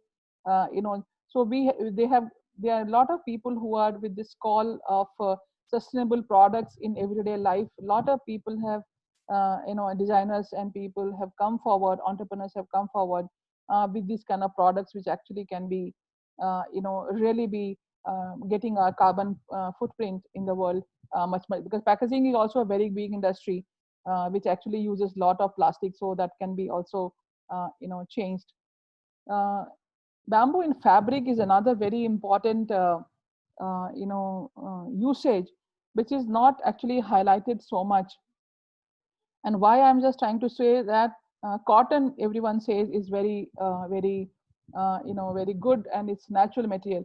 But I think very few people know that cotton, uses the highest pesticides in the plant, to grow, and all that pesticide goes into our water resources. So switching to bamboo and bamboo-based fabric will actually change a lot of that.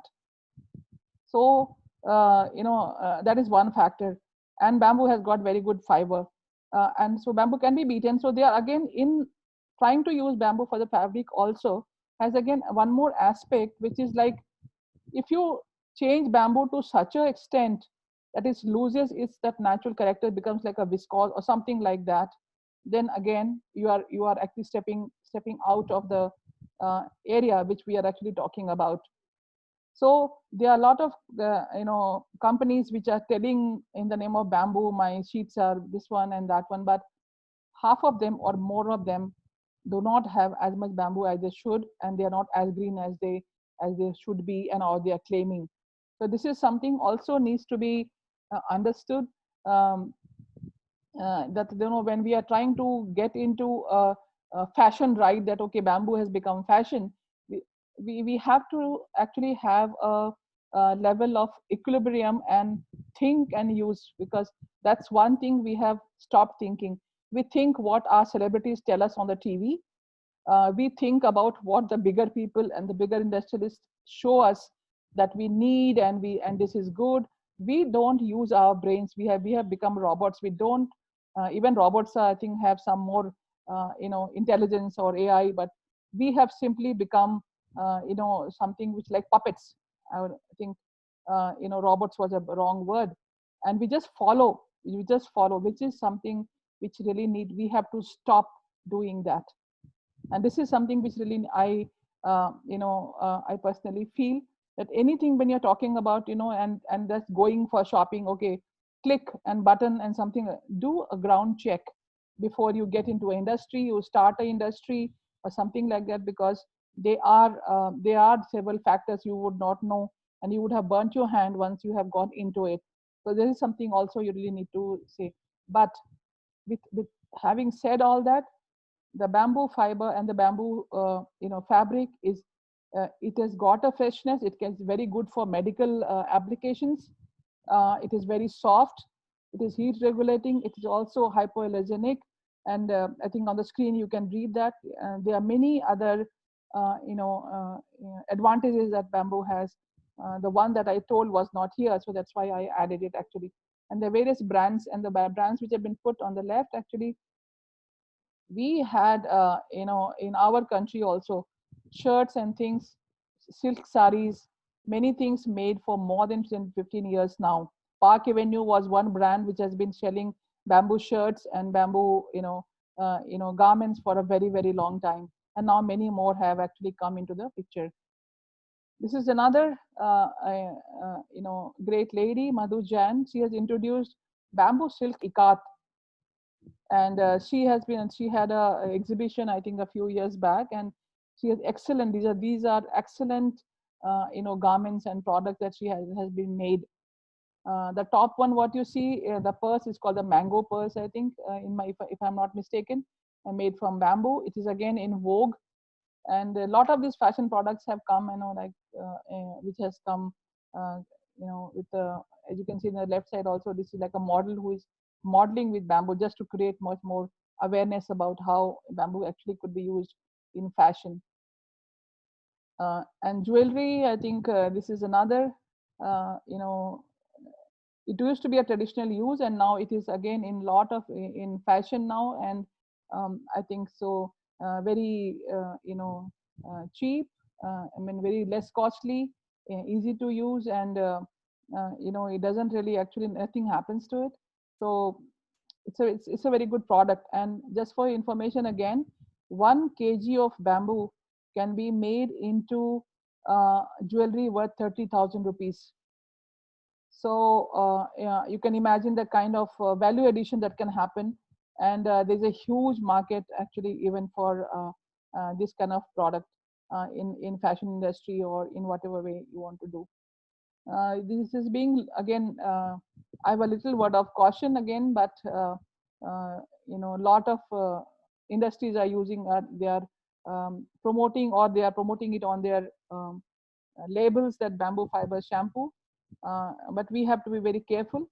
But yes, there is a oil that comes out of, that is taken out of bamboo, which is used for soaps, and there's also another product which is bamboo charcoal, that is also is into beauty products, and it's very good, because I personally have used some of the body lotion and this soap and even shampoo, and they are very, very good actually. So this is another area where bamboo actually can be used in a different manner. A lot of household products, and like these are like, each one of them is industry by itself, and it can be really taken forward by people. Every small thing, like 1 cup, I think you might have heard of Bamboo India, and many other toothbrush. How many plastic toothbrushes a person uses in his lifetime, and all those get disposed, and then they never disintegrate, they never decompose. So all that we have been adding to this, to the oceans, and this is something which we really need to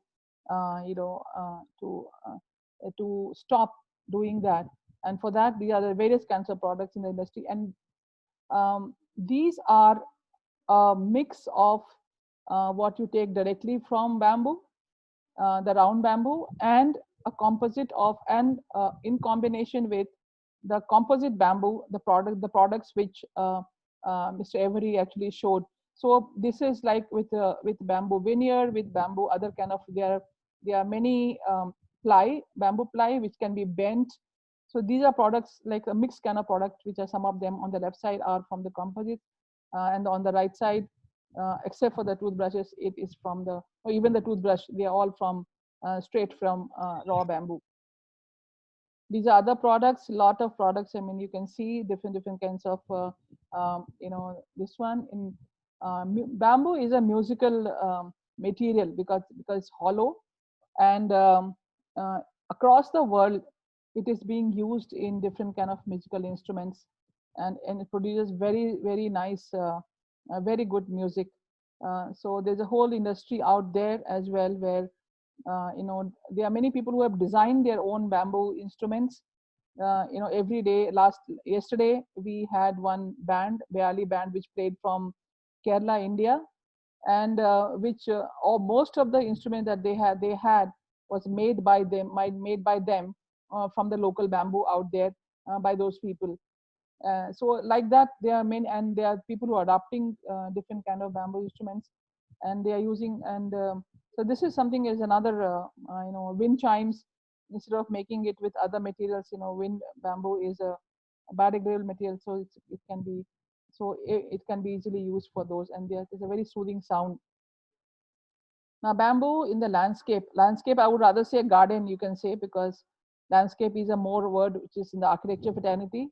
But for the common man, if when we say garden, so bamboo actually can be used in your garden as a fence, and different kind of ways.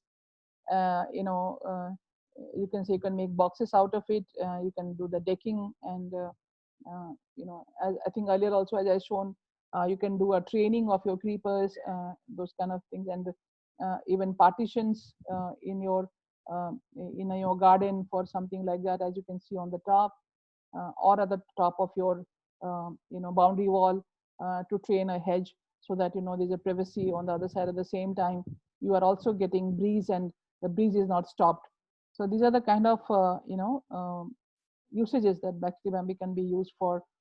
Children's play equipment is another field where a lot of plastic and other materials are being used.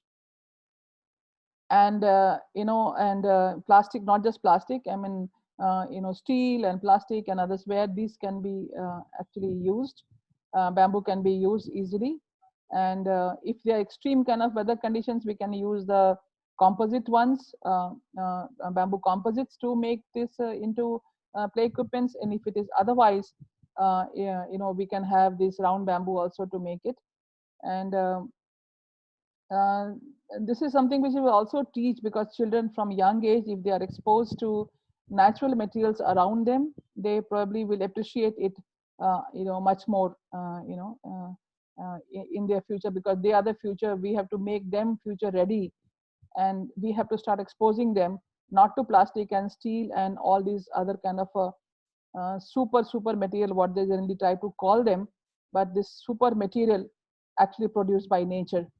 So, and that's what they are supposed to be told about, these super properties of this super material, to make them to start thinking of this as an alternative to the other materials when they are actually from a very young age.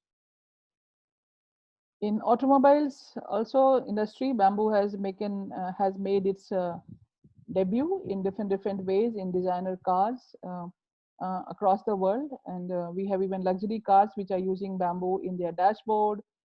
You have this motorcycle, as you can see, which is there. Very different, kind of, and this is again a very huge industry where bamboo actually can be used, and the bamboo composites can be used in a very. Here I have not again not taken the photo of that, but bamboo composites have been being experimented in the aeronautical industry also for a very long time.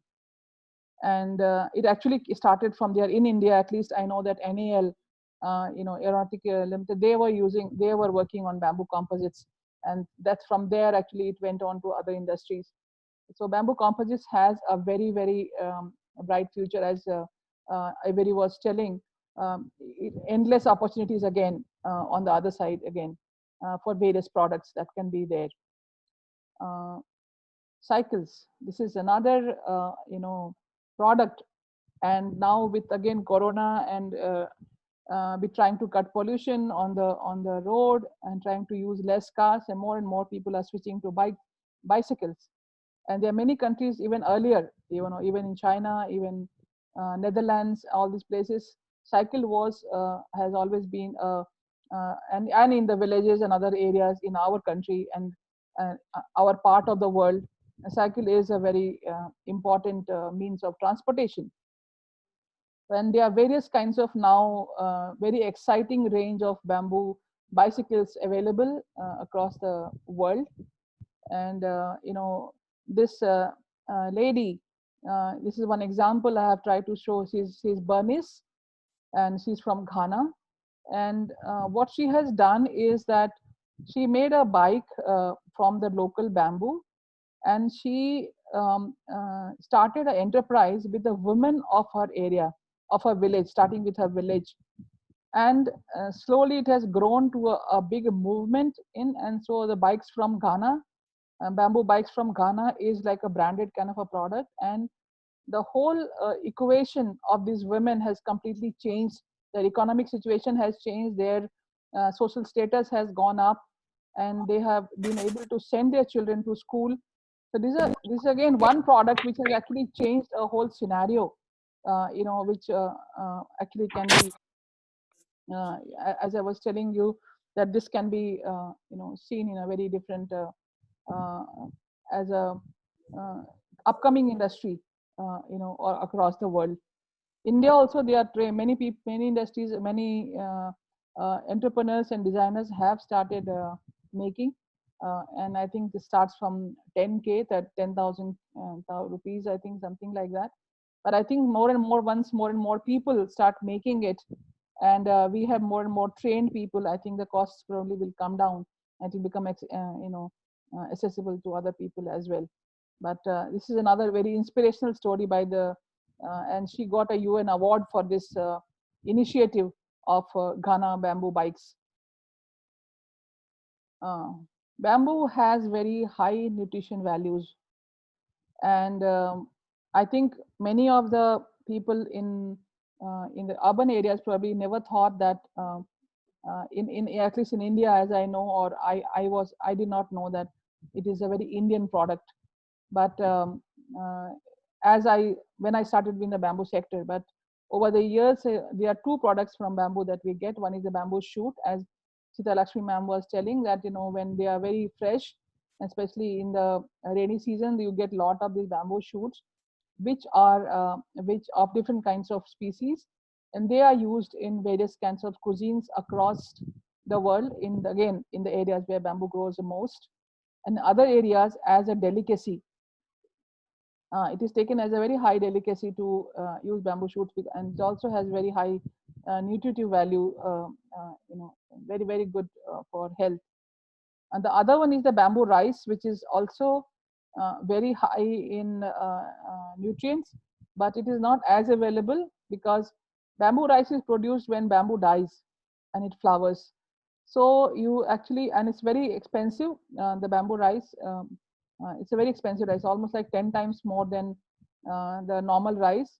And it is used for various kinds of, again, sweet, savories, and in India, even in the South India, either for idlis and for various kinds of things, biscuits, and there are various kinds of snacks and things which are being produced, pickles. When the bitter bamboo shoots are made into pickles because they are a little bitter, and the what one you see on the lower bottom is called the bamboo chicken biryani, which is cooked inside a bamboo culm, and and it is considered again a very high profile kind of a food, and very very much loved by people. Last year we had done our World, on World Bamboo Day, we had done a cultural fest, and we had a range of food items or delicacies that we had. We had from salad to soup to biryani. We had so many different kinds of. So it is a very less known actually food item right now, but there it is very it's a very good material which can be food item which actually can be put into on our plate. Bamboo charcoal, this is like what it has been being used for water purification. It is a very good product again, and it purifies the air. It also cleans the air. Humidity, it absorbs the humidity from the. So it is used in certain products. It is you will have a bamboo charcoal piece, so that instead of that silica, if you remember in your cameras and I think you get this silica kind of thing. Actually, bamboo charcoal is sometimes these days being used in place of that to use, and then it is also used for bags filled with that is used for fabric carrier bags and things like that to absorb moisture and also keep it disinfected. And as I was talking earlier, it is being used in beauty products of different kinds actually. Bamboo has also been being very widely used for phytoremediation, which would mean that if you have a very, I think Sita Lakshmi ma'am showed an example of a very polluted place where she had planted these bamboos, and they flowered they grew absolutely luxuriantly. So the bamboo actually filters, and also it is a technology used for remediation of heavy metal soils and things, even from water and from the soil. And when it also grows, it also takes out toxic gases from the atmosphere. So it is a very good plant for pollution, to check pollution or to reduce pollution. So as scientists, it is actually being in our country, and I do not know across the world, but in our country, it is being promoted to be used along the highways for plantation to make them carbon neutral, so that the pollution from all the vehicles and even around along the railway sidings, because we have lot of degraded lands which are both sides of the railway, and India has one of the longest and biggest railway network, and it can be used there. So there are various ways of, and even when you have lot of these from the urban areas, the polluted water or polluted these nalas, what we call, actually if they are planted with like a check dams with bamboo plantation out there, we can actually filter the water and subsequent to doing it, you will get absolutely very good water at the end of it. And as you can, this photograph shows you, I mean the sketch shows you different kind of processes which actually happen when bamboo is planted. There's some many other uses here again, and I mean, on the right side what you see is the wind turbines, again made from bamboo composites, like what is shown by Mr. Avery. And you have pencil sticks, you have this charcoal soap which I showed, this is a water turbines, you have ornamental bamboo which is used for yellow bamboo, as ma'am had spoken. You have Edison actually used bamboo as filament from in his bulb, and this is a very less known fact, because he had, I think if I'm not mistaken, he had tested 200 different materials to make his filament, and the bamboo carbon was used to make the filament of that bulb. Again, a very less known fact. The first aircraft that was flown had a bamboo composite as its body. Whatever body was made for it, it was made from there. Agarbatti is another very big industry that we have, where bamboo sticks are used across the world, and this is used for our in our prayers. Coracles is something which is used, it's a locally made kind of a kind of a boat for transporting. Even in South India, it is used very prominently. And these are some other uses. Is toothbrush. You can have a cutlery set. Is a bamboo beer is another industry which is really growing, yeah, it's a bamboo water bottles. Very recently, I think few months back, our Minister Nitin Gadkari and also the Prime Minister spoke about it, not to use all these plastic bottles, to reduce the use of plastic bottles. These bamboo bottles were introduced here some time back, and various designers have come forward with different kinds of designs for it. Kite industry is another industry where bamboo strips are used for those sticks, and this is also again a very big industry. The surfboards also, ski boards and surfboards are being used by made from bamboo, bamboo composites. Scaffolding is another industry where bamboo is actually used even in Hong Kong and Shanghai and all these areas for very high buildings. Bamboo is still used, and there's a proper code for using bamboo, round bamboo poles for scaffolding in that country. The other some fodder, as I think Ritalakshmi ma'am spoke about the fodder for horses, and elephants eat them, and there are many other animals actually which eat bamboo leaves, which is used, which is across, and somewhere in the pandas eat bamboo leaves. We have a lot of medicines. Actually, here only the tablets are shown, but we have something called Bunslochan, which is given to a child when he or she is born, and because Indian human body needs silica, and I think bamboo is the only plant in the plant kingdom which has got silica in it. So that Bunslochan is a powder made from bamboo, which is given in a very small quantity to newborn children in our country and this part of the world. There's being bamboo diesel being produced by bamboo. It's still not a big industry, but there seems to be a lot of hope in there that it is being to be used. There's another industry which is the electricity production from bamboo biomass, and here all the waste from bamboo is actually used, is being used to make pellets, and then they are used for the biomass. And in Assam, in our country, also in Northeast, there has been agreement signed to produce electricity from bamboo in a big manner. This is another industry where it is there. Then bamboo fiber, different kinds of usages, and this famous mask that we all need to use, I think, for a very long time, it seems, if we do not understand and we do not wake up even now. And as I was saying, medical products like band-aids and other things that can be used from bamboo, wallpaper, and these are all made from bamboo fiber.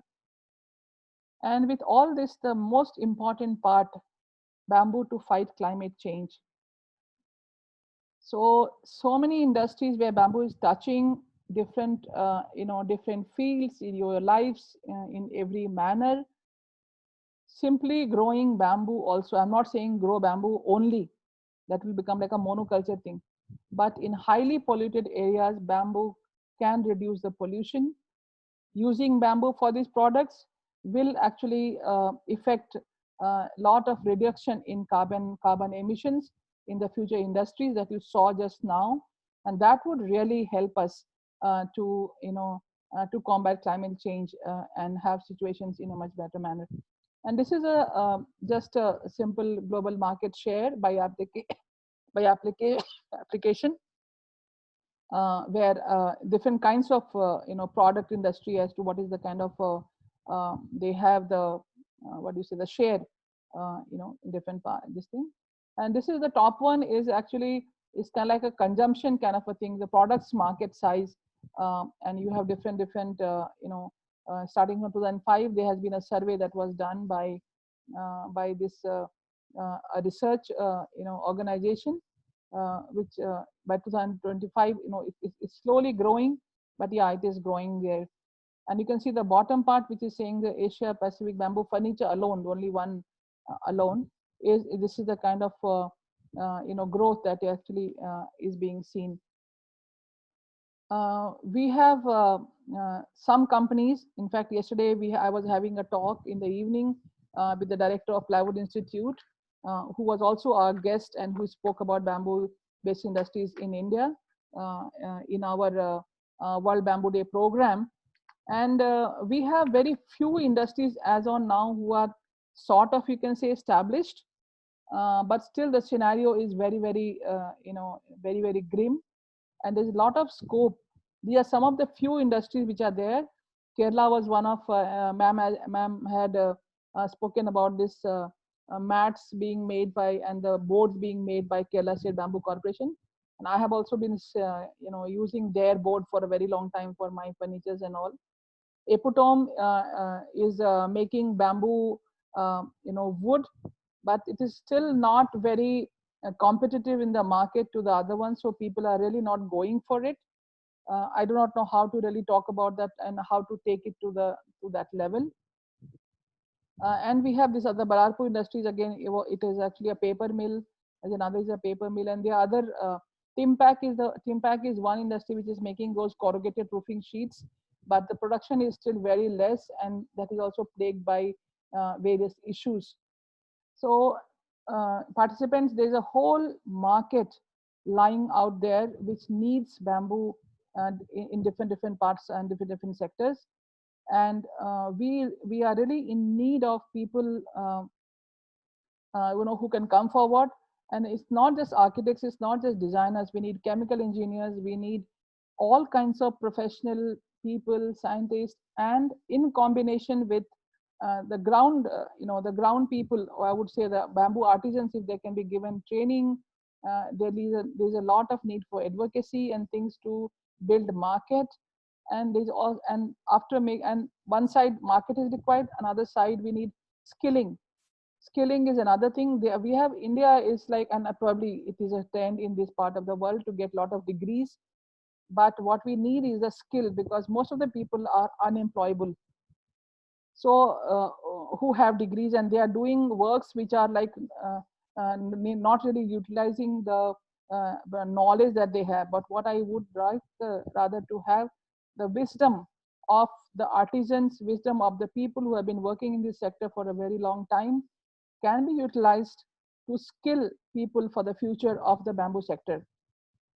And that would give a lot of job, that would give a lot of future to the bamboo sector, and it will make our future also very safe. So bamboo would, the triple bottom line, what we call of sustainable development and sustainable development goals, is like you have to have economic prosperity, you have to have ecological, ecologically you should be very sensitive, sustainable, and the third part is the social part.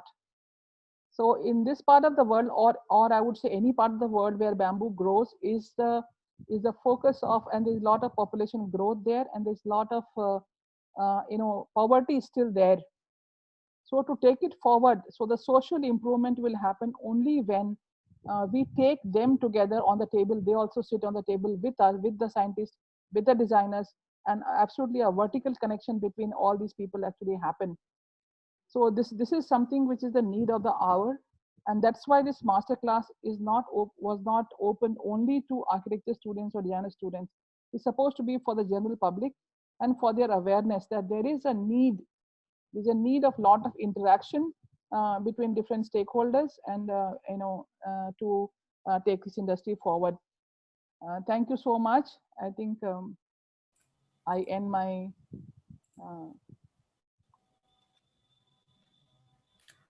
Yeah, thank you. Thank you, ma'am. Thank you so much for opening our minds to various applications of bamboo. Now the session is open for question and answers. You can drop your questions in the chat box, and I'll be taking it to our speakers. So we already have a few questions. Mr. Sandeep has asked, what treatment is given to bamboo to make it lasting for exterior furniture? We have all the panelists on the screen so that people can see them. I request all the panelists to unmute your video and audio.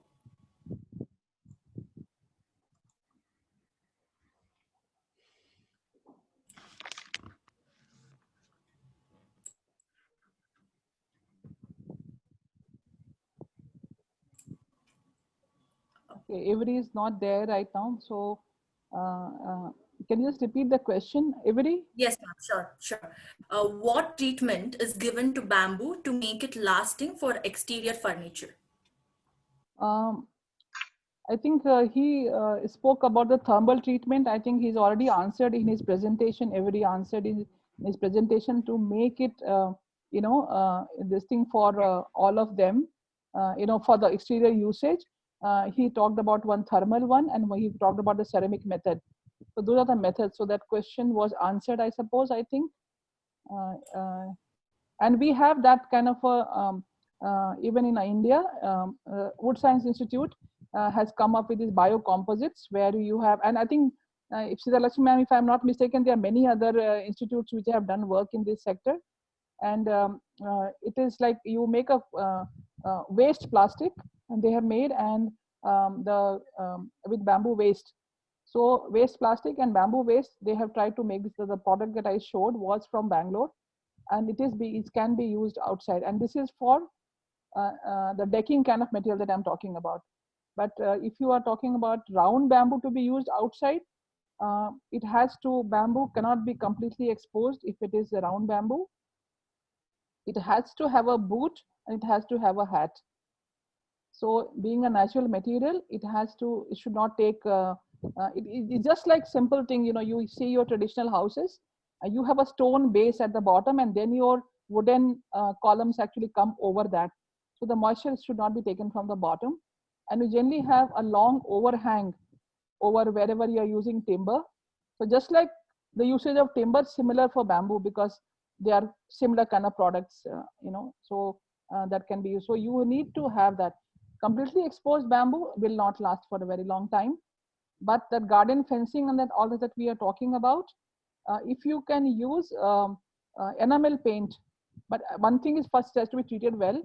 And if you can use enamel paint to paint it and all that, and once in 5 years, if you also 3 or 4 years or 5 years you do it, it will last to you at least for 15 years. It will easily last. I have used it myself. So that's it. Thank you, ma'am. There's a question from Shreya. She asks, can bamboo be used for steep slope building structures? And if yes, what would be the tech? Actually, bamboo is being used by most of the hilly areas. Bamboo is used in steep slopes, and they are literally hugging the slope, and they are used there. I mean, it's a very commonly used material in the hilly areas and sloped areas. So there are several examples even in traditional this thing. There are a lot of examples that are there. It can be easily used. So the next question is, which is the best bamboo species for the construction of house or any buildings? I think Sita Lakshmi ma'am can answer on that. Yeah. Yeah, it is actually depends on what structure of a house. If it is pillars and rafters and all that, if you're using it in round form, you can use Bambusa balcova and Bambusa arundinacea, that is Bambusa bamboos. And inside, if you're filling it, split bamboos, you can use the medium size bamboos with the hollowness small. And reapers you can make and you can use them. And there is a traditional method of constructing houses among tribals where they use a bamboo mat in the middle and plaster it with mud from both sides.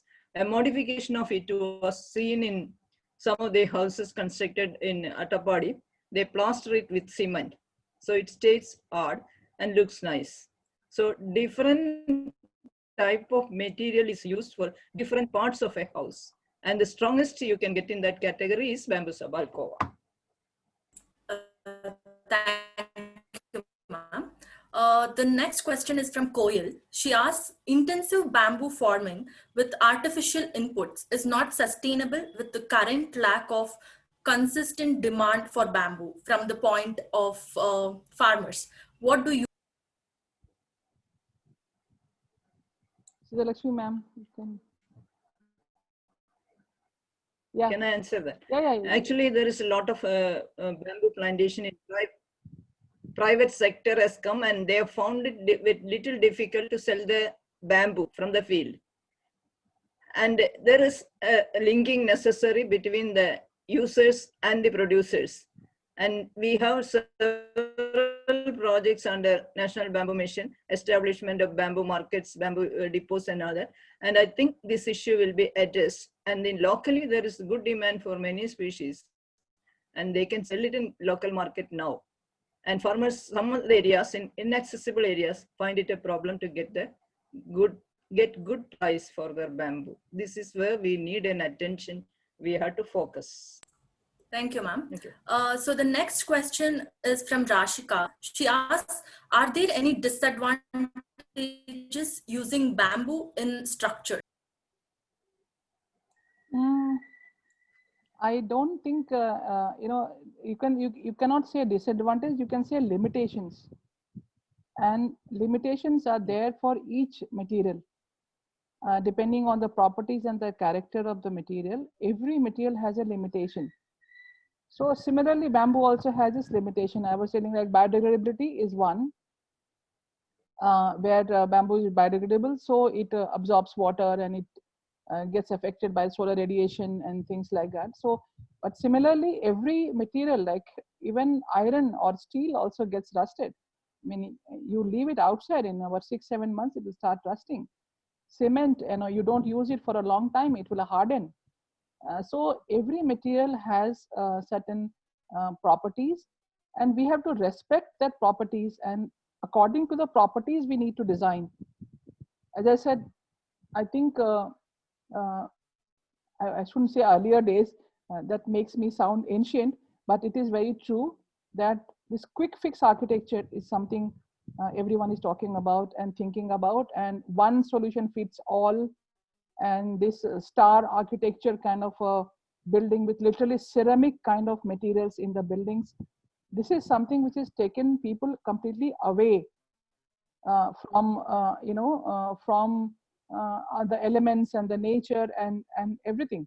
So you are insulating, I think in one of our CGBMT simple talks, we were talking about, we have become used to surrounding and closing ourselves, air conditioned buildings and stainless steel partitions. I mean, come on, you're not supposed to be in a container, you're supposed to be in a building.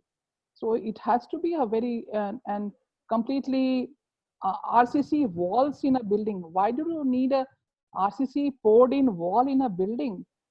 Again, you are not supposed to be a watertight, water tank or something like that. You are supposed to breathe. You're supposed to connect to outside. And that's what has made people ask this kind of question, because every material has, so you have to decide and that what you really want to do and what you really want to achieve. And I'm not saying, again, everyone asks me one more question is like, can bamboo do this? Can you bamboo do that? And I ask them a question back. What can cement do for you if it is not mixed with iron? If it is not mixed with sand, can you do anything with cement? You can't. Similarly with bamboo, right?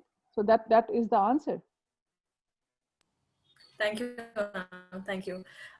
So the next question is from Mohammad Hayas. He asks if there are any training centers across the country, or particularly in Tamil Nadu, for learning more about bamboo. There are many, and we are also one. CGBMT also has been running courses since 2011 in the bamboo sector, and probably we were the first ones to start structured courses. We are running PG certificate course from 2011, and we also have a course running through the Albag University, Agra, where we are running modular courses, and now we have also started B vocational courses in bamboo. In bamboo, application technology, which is like you can actually switch from from the mainstream to bamboo, and you can take part of subjects here and part of subjects there to finish your B voc. So you can have business and management subjects all together with bamboo, and bamboo. In bamboo also, whatever sector you want, whether you want to go for plantation, whether you want to go for buildings, so that is there. There are some in Maharashtra also, and I think across the world also now there's a lot of emphasis is being given now to educate people and skill people. So it is there being done. And just for everyone's information, our PG course is actually a home-based course, and so that we send lectures to the students, and we have two contact programs which happens one in each semester, where students are supposed to come here in the workshop where we do all hands-on work with them. So this is we have been running like that. Kerala also, ma'am, you have many institutes, right? Uravu is there in Wayanad, which Yeah. gives the training for craft as well as construction and interior decoration and all that. And the KFRI gives for production of plants, actually bamboo plantations and bamboo nursery. And also recently there is a project in KFRI headed by Dr. Mohammad Kuni, who helps to establish craft units and run them sustainably, and is ISTED by Department of Science and Technology. So a lot of training programs are there. And the best thing, they can contact the State Bamboo Mission. Actually, KFRI is the BTSG Bamboo Technical Support Group for Southern region. 6 states are included under that. And Dr. Shyam Vishwanath and his team will be able to guide you in this matter. Even Auroville Thank you, also ma'am. is doing some. Yeah, Auroville also does some workshops out there. Though there are no structured courses, but they are doing some. If you are for a quick workshop, I think they do workshops on bamboo. That's it. And never gone back if you want high-end training. Sanjeev Karpe and his group. They don't have structured things, ma'am. They have workshops once in a while. Structured courses are from Maharashtra. They have workshops. They have started. No. Structured courses have started with this one. BRTC Chichpalli Center. They have started. Maharashtra, they have started. Yeah, they have started. Thank you, ma'am. The next question is bamboo reinforced concrete an ideal choice in terms of resources as well as investment? Bamboo reinforced concrete, an ideal choice in terms of resources as well as investment? You cannot say an ideal choice again. As I said, I always take bamboo as one of the materials in the palette. So again, depending on the situation, where what has to be used. So you really need to, and that's why actually this masterclass, because any material, if it can replace steel, it is bamboo. Any material which can replace wood is bamboo again. So it has a very dual kind of property, right? So there are a lot of wood reinforced walls and things they have been done in across the world, like even Venice has that, and here in our country also we have bamboo reinforced walls and bamboo reinforced concrete roofs. Still a lot of work needs to be done in that area, but there are enough examples and successful examples. And one example, I think last 10 years is my own office, which I've been sitting here. And always I try to experiment everything on myself just to tell that when I'm sitting in a forum, I should be able to tell absolutely for sure that this thing works. So in all my buildings, I have been trying to use different kinds of technologies, and every building of mine has a different technology setup, kind of a thing system. And so I am very confident to tell that, yeah, this actually works. And so for small buildings, it's a very good alternative actually. And many people have used, we have examples of bamboo in the roof, even as reinforcement. 60 years old buildings in Bihar and Jharkhand area, so I definitely know, because and many parts, I think they are still there. People just do not know, and they do not think it can be really used. Yeah. Thank you, ma'am. The next question is from Ashish. He asks how fast the bamboo construction can be done against the prevailing methods. Prevailing method. I think it will be the fastest of all, I think. People don't think about the processing that every material goes in the industry. They minus that and they try to compare. Comparables should be properly compared. So if you cut a bamboo and you try to use it a building, I think it's the fastest building that can be done. Whereas cement goes through a whole cycle of production and steel goes through a whole cycle of production and prefabrication before it reaches the site. And then they will say, we did the building in 2 days. Oh, what about the back work that was done for several months? You have to also use that, right? And that way, that is why bamboo is used for disaster management, because it can be very quickly used. You cut a bamboo, you process it, and within about 15 days you can treat it, and then you can actually it is good for usage. There are even methods which can be make it faster, but it's better to stick to them. And yeah, and that is why it is used for interim shelters. It is used for disaster management in most of the part of the area where disasters happen. Ma'am, you have something to say on that? Yeah, I can add that. Yes. Yeah. Actually, when any disaster or any large scale accommodation is needed temporarily, it is bamboo the houses are put up first. Yes. Because it is very easy to make and very cheap to construct. So we have a material which can easily take care of accommodation without much problem. That's it. Thank you, ma'am. There are so many greetings regarding how good the presentation is. And there are also a few more questions. And one question is from Rashika again. She asks, what is the cost effective using bamboo instead of steel and durability? I'm a very wrong person to ask this question, but I will definitely answer it. Bamboo and mud buildings are much more durable than steel and cement buildings any day. You have to know how to make them. And we have enough examples. Go and see your grandmother's and great grandmother's houses, and you will have the answer. I really don't need to answer that. And you go and see cement buildings, they are the life is, you won't see any one of them more than 70 years probably.